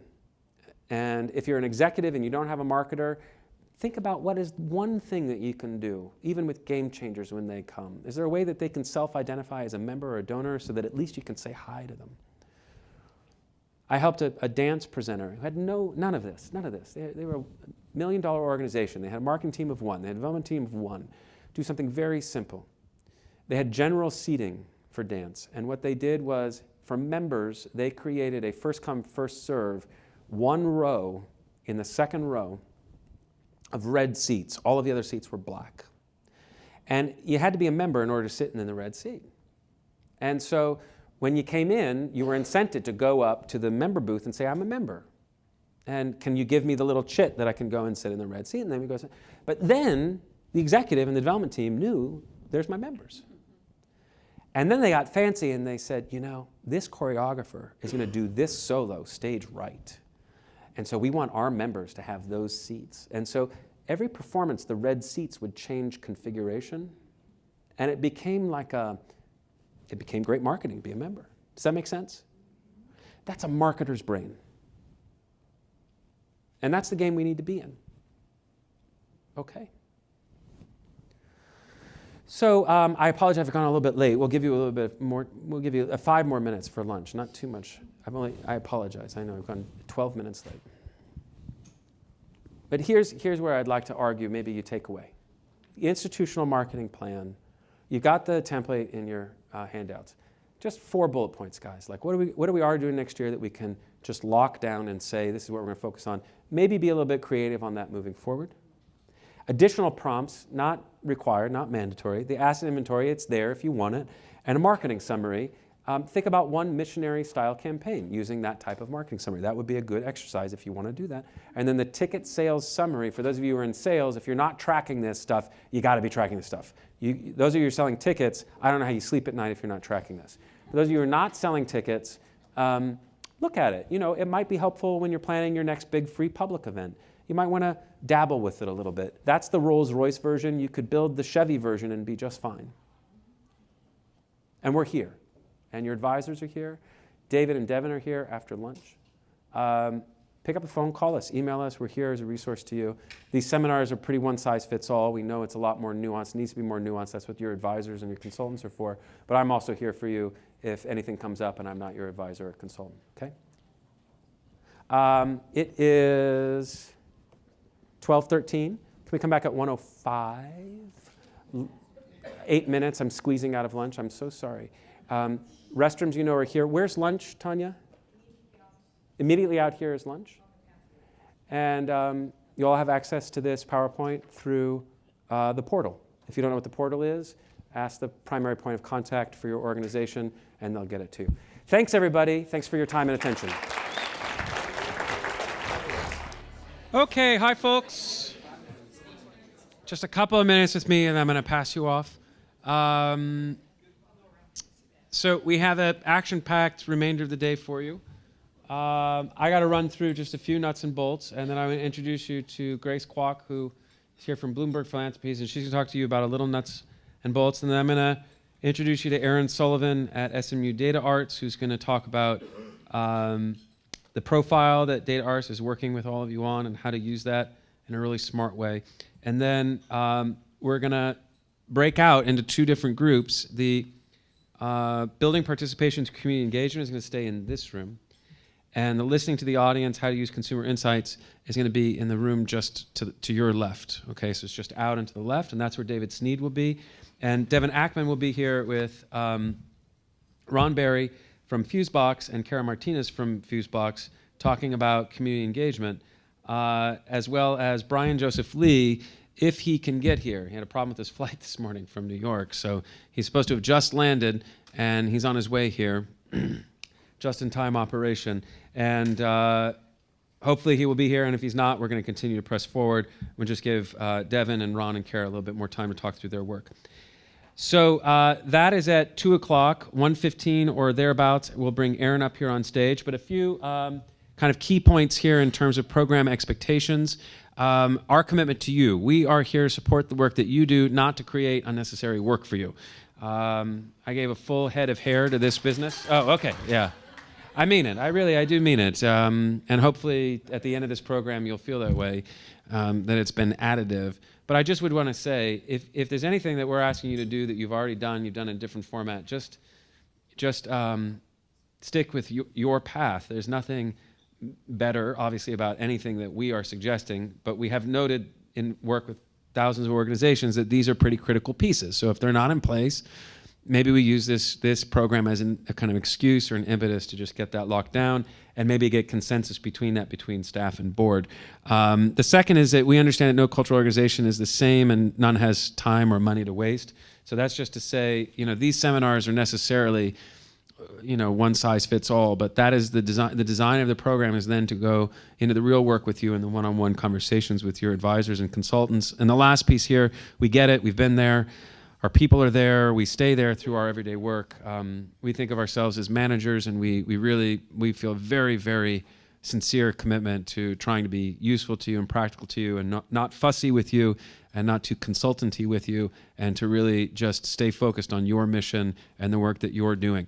As you know, you've been asked to attend these 6 seminars, to complete 4 planning prompts, or just submit your own. If you have another format for artistic plan, just submit that. Forget ours. If you have another format for institutional marketing, just submit that. Forget ours. There's going to be 2 more. There's going to be one that's a plan for the board, and there's going to be one for a targeted campaign. And if you already have a plan for the board, just submit that. Reroute the conversation with us. We really do not want you to feel an obligation to just kind of go through the paces. That would be annoying for you. It would be embarrassing for us. So just stay open in communication with us. Third, there is this cycle audit, which you've received a link to. Now, I realize that's going to take a little bit of time, but we have streamed it back as much as we can. That's the one reporting piece. It is linked to the work that you're doing with Data Arts, and you are going to get file back that is like a robust internal analysis. It'll be a useful tool if you choose to use it, and it'll help you compare your activity to other organizations in this room in key metrics, key areas, to the extent that that will be helpful to you. It'll also be a good document to kind of share internally among staff and board and say, this is where we are telling ourselves that we are needing to focus more of our energy moving forward. And then number 4, the consultant. We've done our best to pair you with people who we think would be a good fit with you. That is an important resource. I'll say a bit more about that in a minute. But engaging with that consultant is something that we hope you will find a value and won't feel like make work. Just a couple of points here. Any work that you submit to us is not going to be shared without your permission, except for with your consultant. Should we receive permission to share your work in a seminar setting, we expect that this room will treat that with discretion. It's treated as confidential. Obviously, we're not going to force anybody to say anything in this context that you don't want to say, but we are asking folks in this room to, be respectful of the folks that are sharing their information. It's an act of vulnerability, and we need to come together around this. And then 4th, your cycle audit material is only going to be shared with Bloomberg Philanthropies in the aggregate and anonymized. That means that anything that you give in that cycle audit, if you air some dirty laundry, it's not going to the funder. It is going to go to your consultant because that's their job. They work on it with you. We have a confidentiality agreement with all of those guys. It's safe there. But we will stack these on top of each other and share anonymized aggregate information with Bloomberg Philanthropies because they're making a big investment and ultimately they want to know what is coming out of this. So that's the way that is used, just to clear up any misunderstanding. The consultations, number 1, you're in the driver's seat. Tell us what is important to you. We are not coming into these consultations saying, we think you need this. That's the opposite of what we want to do. You're too busy for that. We're too busy for that. So think about 2 to 3 key issues that you can use this person in your life for over the course of the next 18, 24 months. You decide. It may be that your consultant will say, hey, I noticed in the cycle audit, you're really trying to work through this particular issue on your board. Do you want to talk about that? And you can say yes or no. This is not meant to be school marmy. These folks don't know you better than you know you. So pick 2 or 3 things and use us around that. Each call ideally yields an action plan between that call and the next call. This is not just hot air phone calls. It's not just a Dr. Phil session or somebody getting on the phone trying to be smart. This is trying to move the ball down the field. So the best use of this is to pick 2 or 3 issues that you could use a little, respectful agitation on, and then try to move that ball down the field with each call. Then the last thing, actually not last thing, please think about submitting a basic agenda 48 hours in advance. That means at the very least like 2 bullet points. Brett, we want to talk about board giving, and we want to talk about measuring return on investment. At the very least, that gives the consultant a little bit of time to come in smart to the room. They can read, your file. They can study your programmatic marketing online. They can review your board list. It does not have to be 6 paragraphs about what we want to study. And then lastly, for anybody who's already working with a consultant or is already in another capacity building program and you're feeling over-consultanted, just tell us, please, just tell us and we'll stay clear. We have a real phobia of wasting anybody's time. We're mission-driven people. You're mission-driven people. Let's use this in a way that works for you. Lastly, please let us know immediately if you are not getting what you need from your consultant. We have done our best to pair you with people who we think are smart. All of these people have gone through this program or a program like this. All of these people are leaders in their fields. All of these people are being paid. All of these people are being paid not just to show up for the call, but to learn you. So, they're getting paid to understand your programming and understand your issues. They'll read your cycle audit. If you are not getting good service in those calls, I want you to call Tanya or Marie. Tanya and Marie are there in the back of the room. Most of you met Tanya and Marie. And I want you to tell them, and we'll take care of it. Okay? Yes?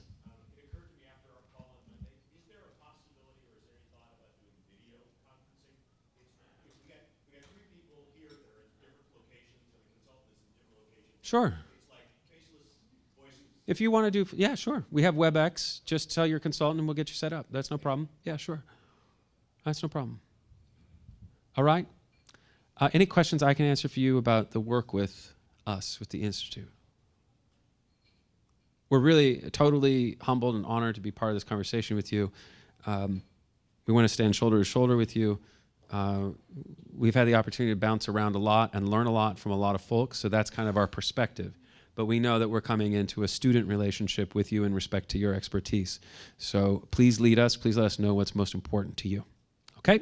I will come back up right after Grace Kwok, the program manager from Bloomberg Philanthropies, talks with you a little bit about the expectations from the grant. Grace? Hi, everyone. My name is Grace. My name is Grace. I work on the arts programs at Bloomberg Philanthropies. Got it?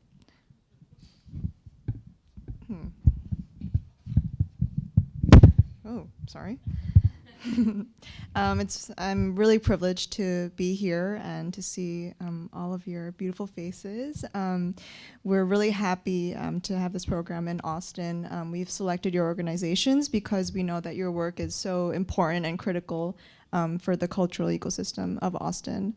And I'm here to prove that there is indeed a face behind the Bloomberg inbox. And we're really happy to be partnering with the DeVos Institute, and we're really excited to see the impact that this program will have on your work. So I'm here because it might seem like there's a lot of work involved in the program, but I'm here to relieve any concerns and just to really quickly outline the expectations that we have. So number one, please do participate in these seminars. This is seminar 2. You have 4 more seminars, so please do come and show your beautiful faces. Number 2, secure matched funds equaling 20% of the annual grant. This can come from any funds that you've already secured in 2018 and 2019, but we'd really like for you to leverage the grant to reach out to new donors or to ask for bigger gifts from your current donors. Number 3, reach 100% participation in the Give or Get fundraising from your board. So this really depends on what your definition of Give or Get is, but we'd really like for your board to be engaged and stay engaged. And finally, please maintain your up-to-date information on data arts on an annual basis. You'll hear very soon about all the tools that you have and the access that you can have through the Data Arts platform.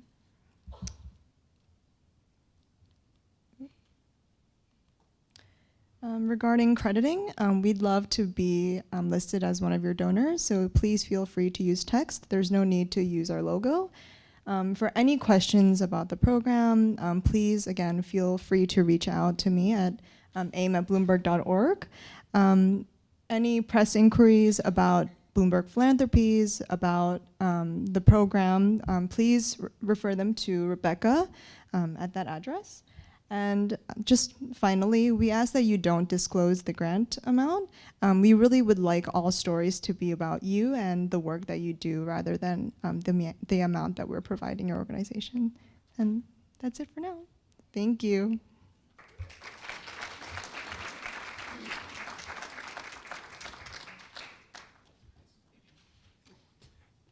So next up, I have a pleasure of introducing you to Erin Sullivan, who's the Deputy Director of SMU Data Arts. And she's going to talk a bit about the work that you've been asked to do with Data Arts. I would just like to say from personal experience, I find that the Data Arts platform has historically been undervalued, and that I think that it is a very powerful tool for understanding on a more nitty-gritty level what is going on internally, but very importantly, it also helps us calibrate our performance in respect to other organizations in the field. And in the strategic planning that we do a lot of environmental analysis, which is kind of comparing our practices to practices in the field. And this tool is like spectacular in terms of helping people say, you know, our metric isn't where that metric is in the field, but that one is close. This one is where we really need to focus. This one is where we're really good. We can lever this. It's a very powerful tool to be able to do that. I think it really breaks new ground in the way that it's doing it in multiple markets across the country. So it's really a pleasure to introduce Erin, who's a great colleague, and to talk about SMU Data Arts, which I think is making a huge impact in the field. Erin?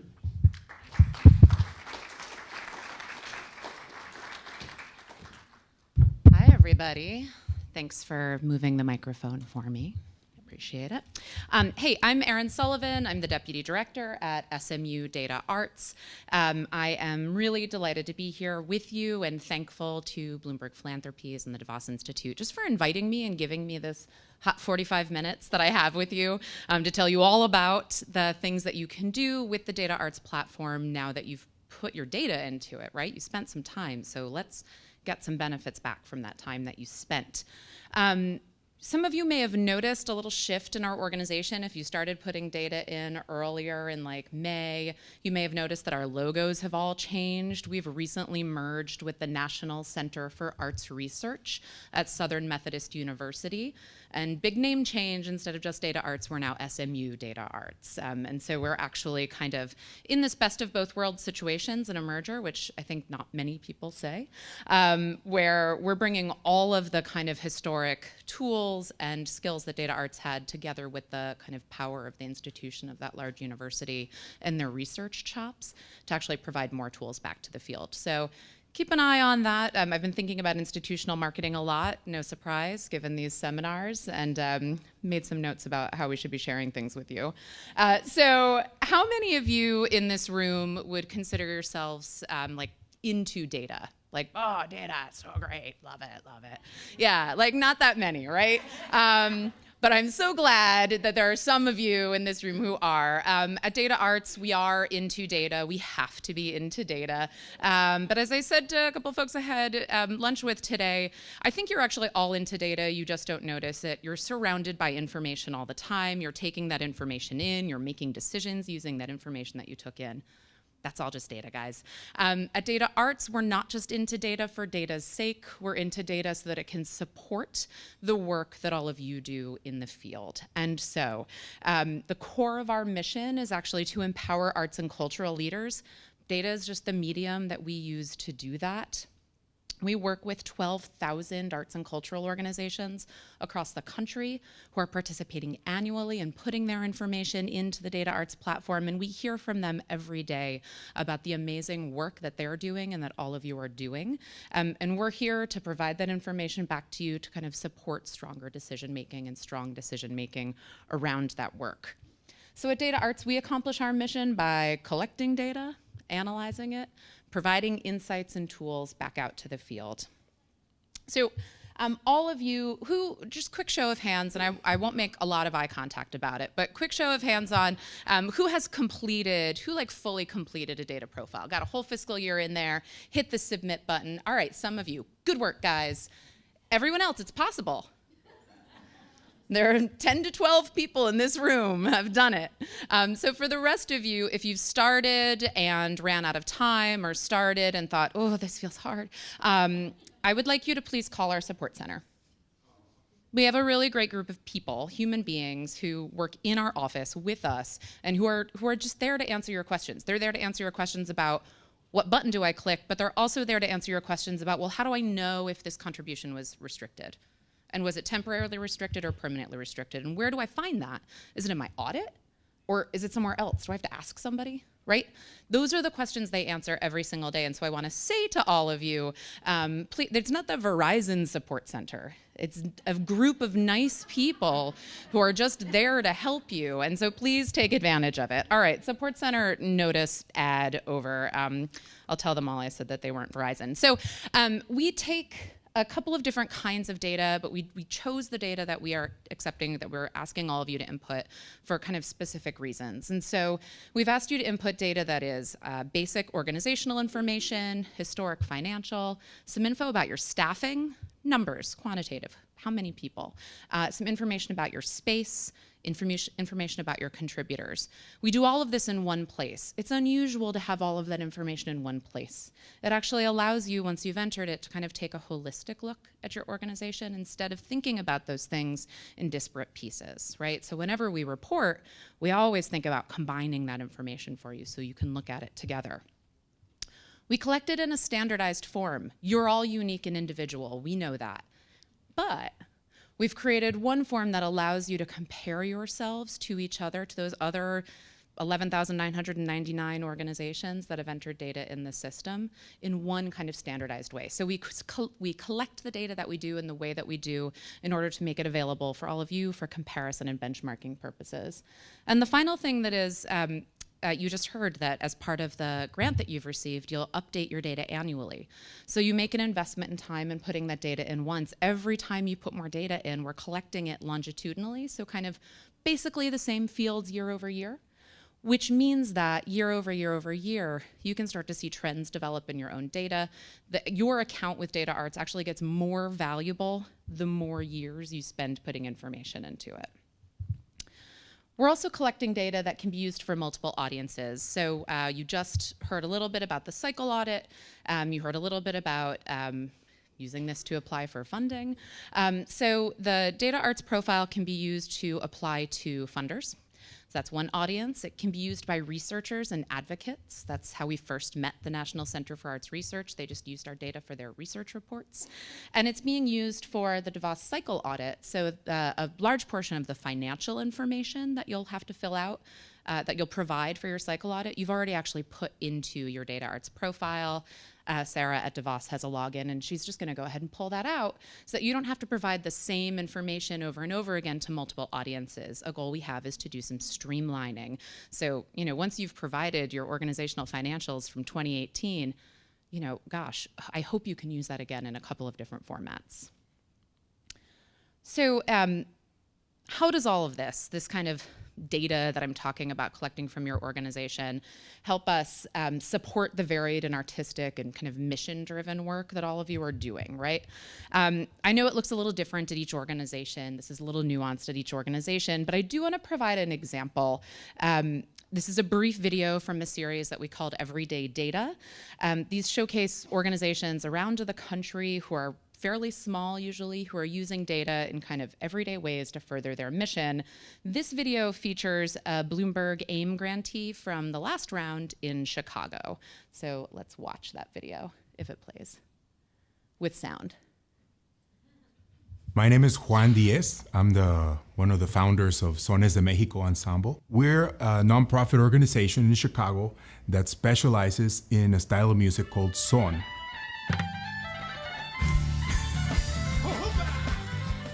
And son is a variety of folk music styles from different parts of Mexico. Our group carries out this mission of promoting a greater appreciation of this music through different means. And over the years, we've been adding new approaches to fulfilling this mission. And we started performing. I was the person in charge of writing the contracts and collecting the money and paying everybody else. Basically going through my own checking account. Pretty soon I figured out that I needed to start writing 1099s. Things started getting a little more complicated. You know, to me, music and math are very close. You know, when you're looking at a spreadsheet or you're looking at a musical score, you're looking at many line items in a sense. I like looking at finances because I see a story behind it. So when I first joined the board, we sat down at this table here and Juan presented me with all of the information that he'd put together. It was very well organized and it enabled me to understand what's happening, which is essential. I spent a lot of time inputting data into QuickBooks, but I was not analyzing it. And I have financial information back to 1997. We began to chart all of this for our board to get an idea of where we were coming from and where we were going. And the pattern that we discovered is that over the years we have been adding new revenue streams. And while we were not increasing our performances or increasing our education programs, we were adding new units, and that was helping to increase the overall income for the organization. In the small organizations like ours, there's ups and downs. Sometimes we have more performances, sometimes we have less performances. One way to survive all these ups and downs is diversifying. We'll do better one year in the performance end, better on the fundraising end. I think it's helped us to survive. A couple of years ago, we started a new initiative, which is a music school. And we have been very excited about transmitting our knowledge to the next generation. And when we teach music, our own brand of teaching music involves teaching the students about a little Mexican geography, a little history, and the kids really pay attention to that. They really want to know.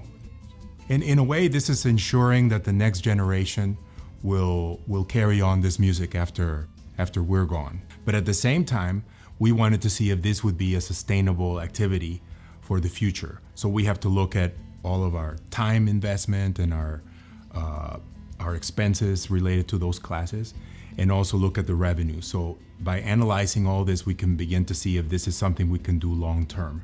I'm just making something up here, but let's just say the school has a certain amount of revenue and a certain amount of expense. Maybe those lines cross, and we end up with negative cash flow in a given year. Does that mean we shouldn't do it? No, but we should know that information. Maybe we need to apply for a grant for the school, or maybe we need to fundraise specifically for scholarships for the school. Data helps you figure out how to be successful. Many artists are scared to deal with financials. It's math. It might be intimidating, but it really is the heartbeat of the organization. It lays at the root of everything.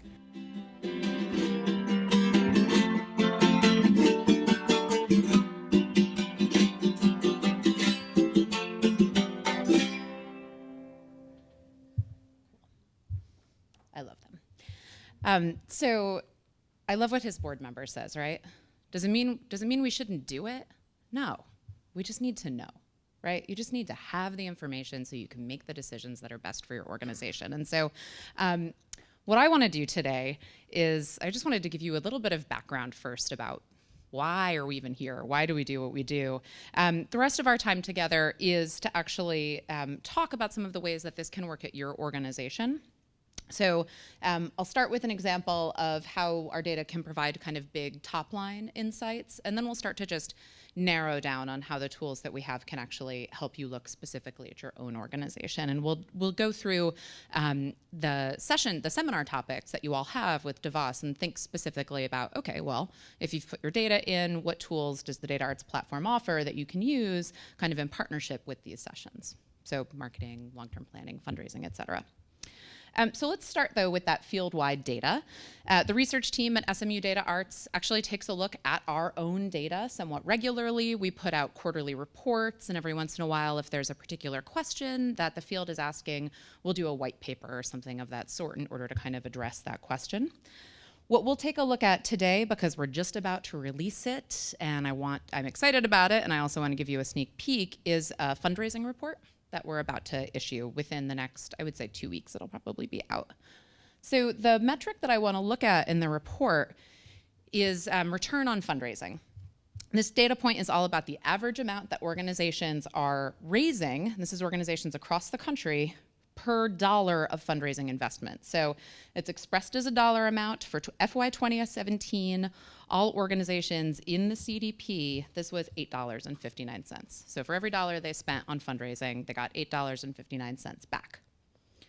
Here, we also look at the trend in this metric. So we took a cohort of organizations who've been submitting data for more than 4 years. We took 4 years of data, looked at the trend. You can see that the dollar amount's kind of hanging in about the same place from 2014 to 2017. It goes down slightly, but it's kind of hovering around that $8.59 mark. $8.56 here because it's a slightly smaller group of organizations. Okay, helpful for a national perspective, but now you're thinking like, all right, but what about my organization? Where would I fit into that? What does $8.59 mean for me? So the first thing that we do is we kind of take a look at the data to get a more nuanced picture, just again, based on those large groups.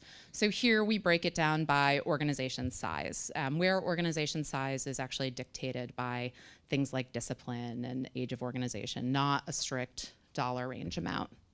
And you can see that for small organizations, they're actually raising, they're really efficient, right? They're raising $16.57 for every dollar spent. Small organizations often don't have professional fundraising staff, and this does take into account staff expenses. And so what you're seeing is that small organizations can be really, really efficient because they're spending less. They're making less investment in every dollar. Conversely, large organizations often have professional fundraising staff. When we look at the data, we see that they're bringing in much larger amounts of money, but they're also spending more money to make that money. Yeah, sure. Small, medium, and large is dictated by where the breaks in the data are. So for instance, a small or dance organization and a small art museum have actually two very different budget sizes. So it really, it's a process wherein the researchers, not me, look at all of the data to see, okay, where are the natural breaks happening for each of these different disciplines and kinds of organization? Nope. And actually, if you're wondering, like, where do I fit? We can actually give you that info. So we can help you find yourself. Okay, so that's organization size. We can also look at, collecting data from lots of people lets you look at trends in the field too, so it can help you understand, well, where is this money coming from? Here we're seeing sources of contributions. We're expressing this as the percentage of an organization's expenses being covered. It's a way to kind of get away from dealing with big dollar amounts.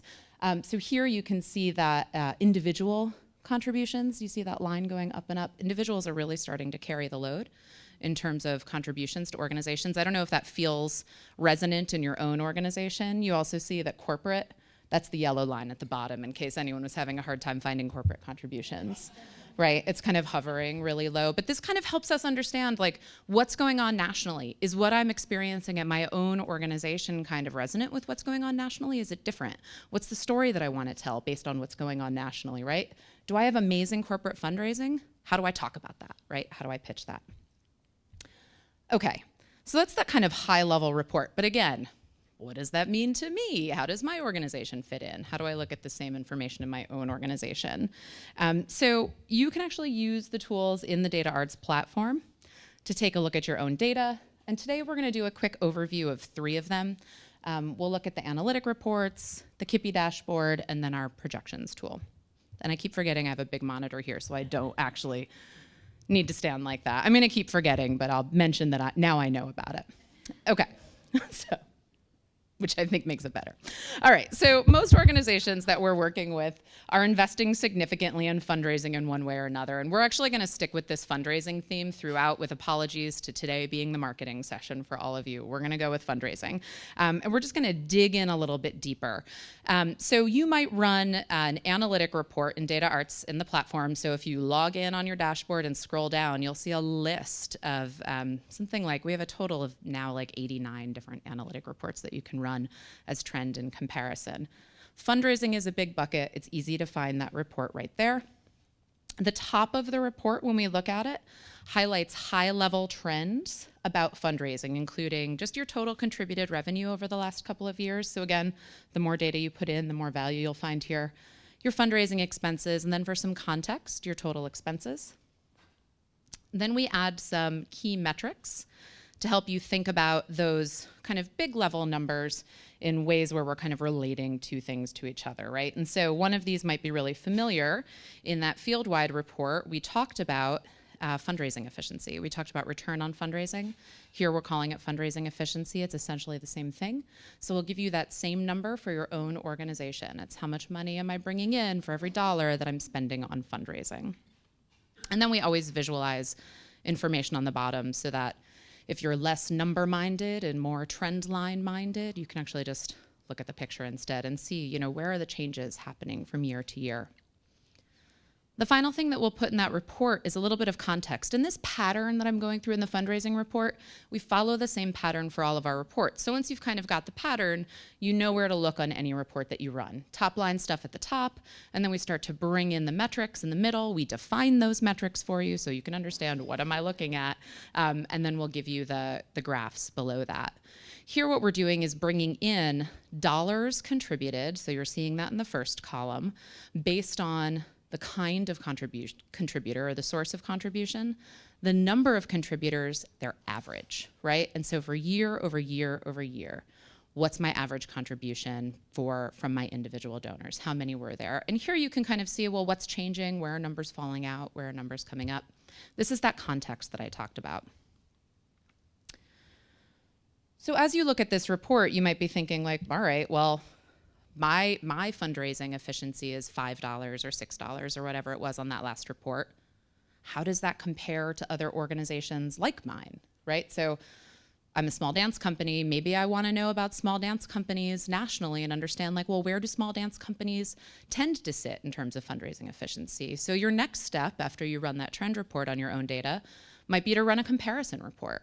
You can build, so our comparison reports, I'll first show you, looking here, that we give you an average, and then we give you a median for a comparison group. So we're not sharing with you any individual organization's data. Your data will not be in lights for other organizations, but we do include organizations' average and medians that you can kind of get a sense of, all right, well, how do I compare? Where do I fit? You can build your comparison groups based on some really kind of basic information like budget size, discipline, and geography. But there are tons of advanced options in terms of defining your comparison group. Start with these for now, and when you feel really confident, dig in there and look at organization age and number of full-time staff and things like that. You can mix and match these. As long as you get more than 5 organizations to come back, you can run this comparison report. That just protects everyone's information. We don't let you do one-to-ones. Okay, so that's analytic reports. It's looking at your own information and a trend, moving on to think about that information in comparison to a group that you build. But we can actually build comparison groups in even smarter ways. And that's what the KIPI dashboard helps us do. So the KIPI dashboard is actually provided by the National Center for Arts Research. So this is a tool that they brought with them. And where KIPI stands for Key Intangible Performance Indicator. They created 24 total performance indicators for you. As a virtue of putting your data into the Data Arts platform, we return to you these 24 key intangible performance indicators. And what I'm going to do now is try and demystify that a little bit so that you are willing to jump in and look at that dashboard. And then to only choose 5 of 24 because 24 is just too many. So here, in this key intangible performance indicator dashboard, what you can do is actually compare yourself to other organizations where the researchers have gone through and looked at the data and kind of built those comparison groups for you. And then they've leveled the playing field. So when I say leveled the playing field, what I mean is that we all know that there are things about our organizations that are kind of givens, right? So the community that you exist within, things like population size, demographics of those populations, even commute time to your organization. Those are all givens. Not a lot you can do to change those things.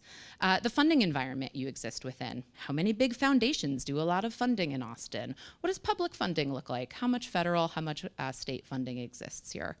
Givens. Organizational factors like the age of your organization, the discipline that you operate within, right? These are all just kind of things about your organizations that don't much change. What the researchers have done is they've kind of thought about these characteristics, and they've leveled the playing for you in terms of being able to control for those characteristics when they give you the results. They've kind of recognized that these are all things that impact performance. So if we control for those things, can we shed a light on things like connections that have been created in the community, the leadership at your organization, all of the things that are kind of intangible at your organization that are not related to those givens that we can kind of control for. So you'll see differences in KIPI scores, but the idea is that the differences in scores are more likely to be related to the intangible than they are to those givens. Are you hanging with me a little bit? Okay, great. There's a little bit of like research magic that goes on behind it that we can, if you look at your dashboard and say like, I don't understand why you've put me in small, theaters. Right? We can say, okay, well, let's look at it, let's think about it, and let's think about whether or not it needs to be changed, and then we can change it. If you tell us like, nah, that doesn't quite make sense for us, we'll adjust it, and the data gets better and better the more information that you give us. All right, so looking at that dashboard, a couple of things I want to mention. When you look at your KIPI dashboard, you'll see a score from 1 to 100. You might see a 50. Don't feel bad about a 50. It's like your SATs. A 50 means that 50% of the people did worse than you and 50% of the people did better than you. It does not mean you failed. We're all used to like 75 is kind of the bench, the baseline of where I want to be. It's different. 50 actually means that you're probably right where you should be. You're right in the middle of the pack, right? If you're better than 50, you're really excelling. I also mentioned that there are 24 indicators in total. And so when the researchers were kind of creating this dashboard, they went to experts around the country and they said, okay, well, how are organizations thinking about performance metrics? And they put together this group of 24 and they come in 9 buckets. But those metrics may not be super meaningful for your organization depending on what your focus is and what your mission is. My suggestion is this. My suggestion is to look at your KIPI dashboard and think about the things on that dashboard that are really relevant for you, for your organizations, for goals that you might have. My suggestion is to have that conversation with your board when you have it, right? This is actually a great tool to talk through with your board. Where are you surprised? Right? Where do you see something that surprises you? Where do you see something that you're like, oh, heck yeah, I didn't realize we were 99. That's fantastic, right? How do we talk about that? Where are we low? Where can we make change? The thing about the KIPI dashboard is that we give you, behind each one of these numbers, we're actually kind of giving you help. Let me see if I put pictures in here. Yeah. So what we give you behind these numbers are the trend on that KIPI itself. So how has your return on fundraising, let's say you've got multiple years, how has that metric been changing year over year? We also give you the information behind that number. So we've been talking about this return on fundraising and talking about how it's about both the money spent and the money raised. And so we can also show you the trends in both of those things that are sitting behind the development of that KIPI. So you can see, is it that I'm raising more money? Is that why it's going up? Is it that I'm spending less? Is it kind of a combo? This is kind of, you're seeing kind of a combo of those two things on the screen. So it lets you dig a little bit deeper. And finally, if there's a metric, if there's a KIPI that you think to yourself, like, I just really want to improve that, I think this could be better, we'll give you information to help you do that. So we'll give you kind of, okay, you want to increase this, here are the things you'd need to do in order to kind of move up in this metric. We also provide a ton of support, and we have a group of consultants who've done a KIPI dashboard training. We can link you out to those folks so that they can help you even more. So it just depends on the amount of kind of investment that you want to spend looking at these things. The last kind of tool overview is projections. And so the projections tool is all about thinking about planning for the future. You put a bunch of data into the profile. We give it back to you in the form of historic fiscal years. So here's an example where we're kind of doing some scenario creation. Everything before that dotted line that we put between 2017 and 2018, that's all information that was already in the profile, already in the platform. That's already happened. That's history. We're just showing you it happened. Everything in front of the dotted line, you can manipulate. So you can kind of say, what if we bring in, you know, more money in recording and broadcasting than we've ever brought in before? How would that impact this mix? If you're walking into a meeting and you want to be able to say, you know, if we have a series, we have a choice we can make. If we make this choice, I see it going in a couple of different ways. You can actually kind of input those numbers. You can download the chart. You can download the table of data that sits behind it and say, all right, well, let's look at these 3 options. Here, when I model them out, here's what it looks like.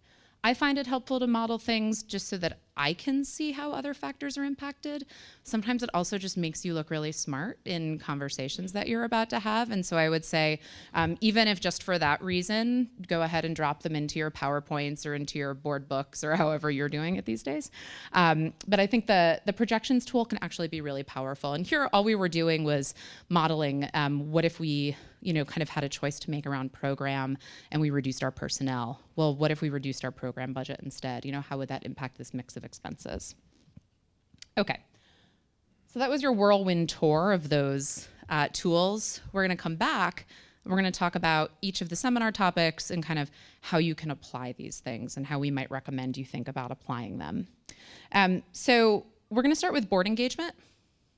Seminar topics. Okay, we're going to start with board engagement. Many of you in the room who serve as board members would probably agree that the more information you have, the better contribution you can kind of make in terms of the thought partnership that you're often asked to engage in board meeting rooms, right?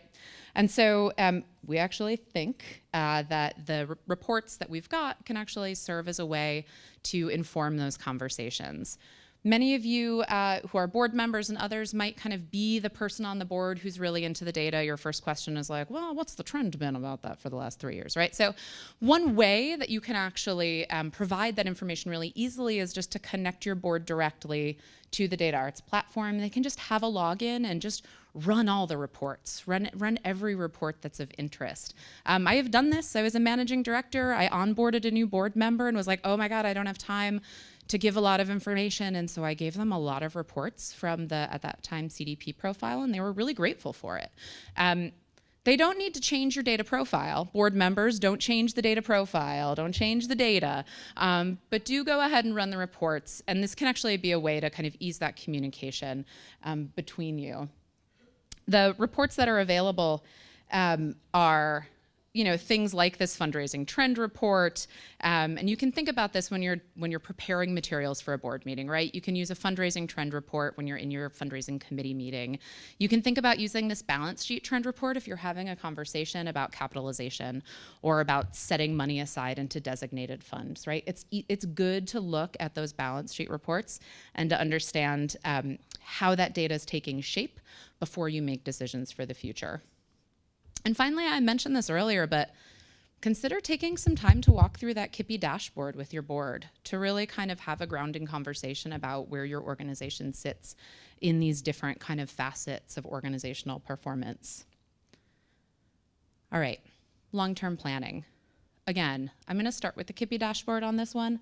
I think understanding where you are is a really good starting point for when you think about where you want to be and how you want to make change.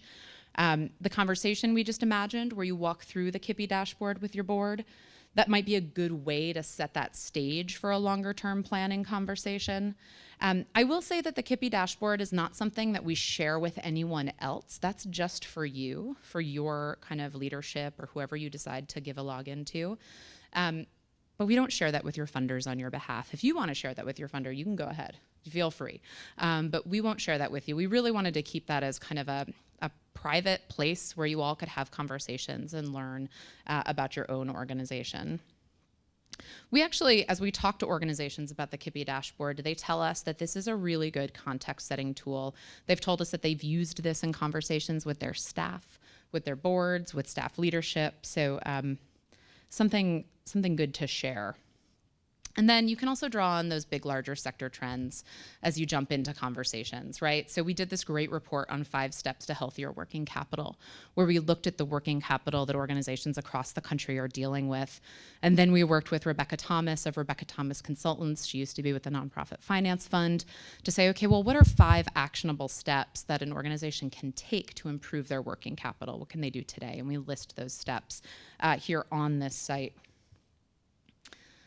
And then finally, you can use that projections tool. Again, you can bring this information into the board meeting and say, here's what we're talking about, here are the decisions that we have to make, and here's what that would look like for our organization, in this case, thinking about contributions, right?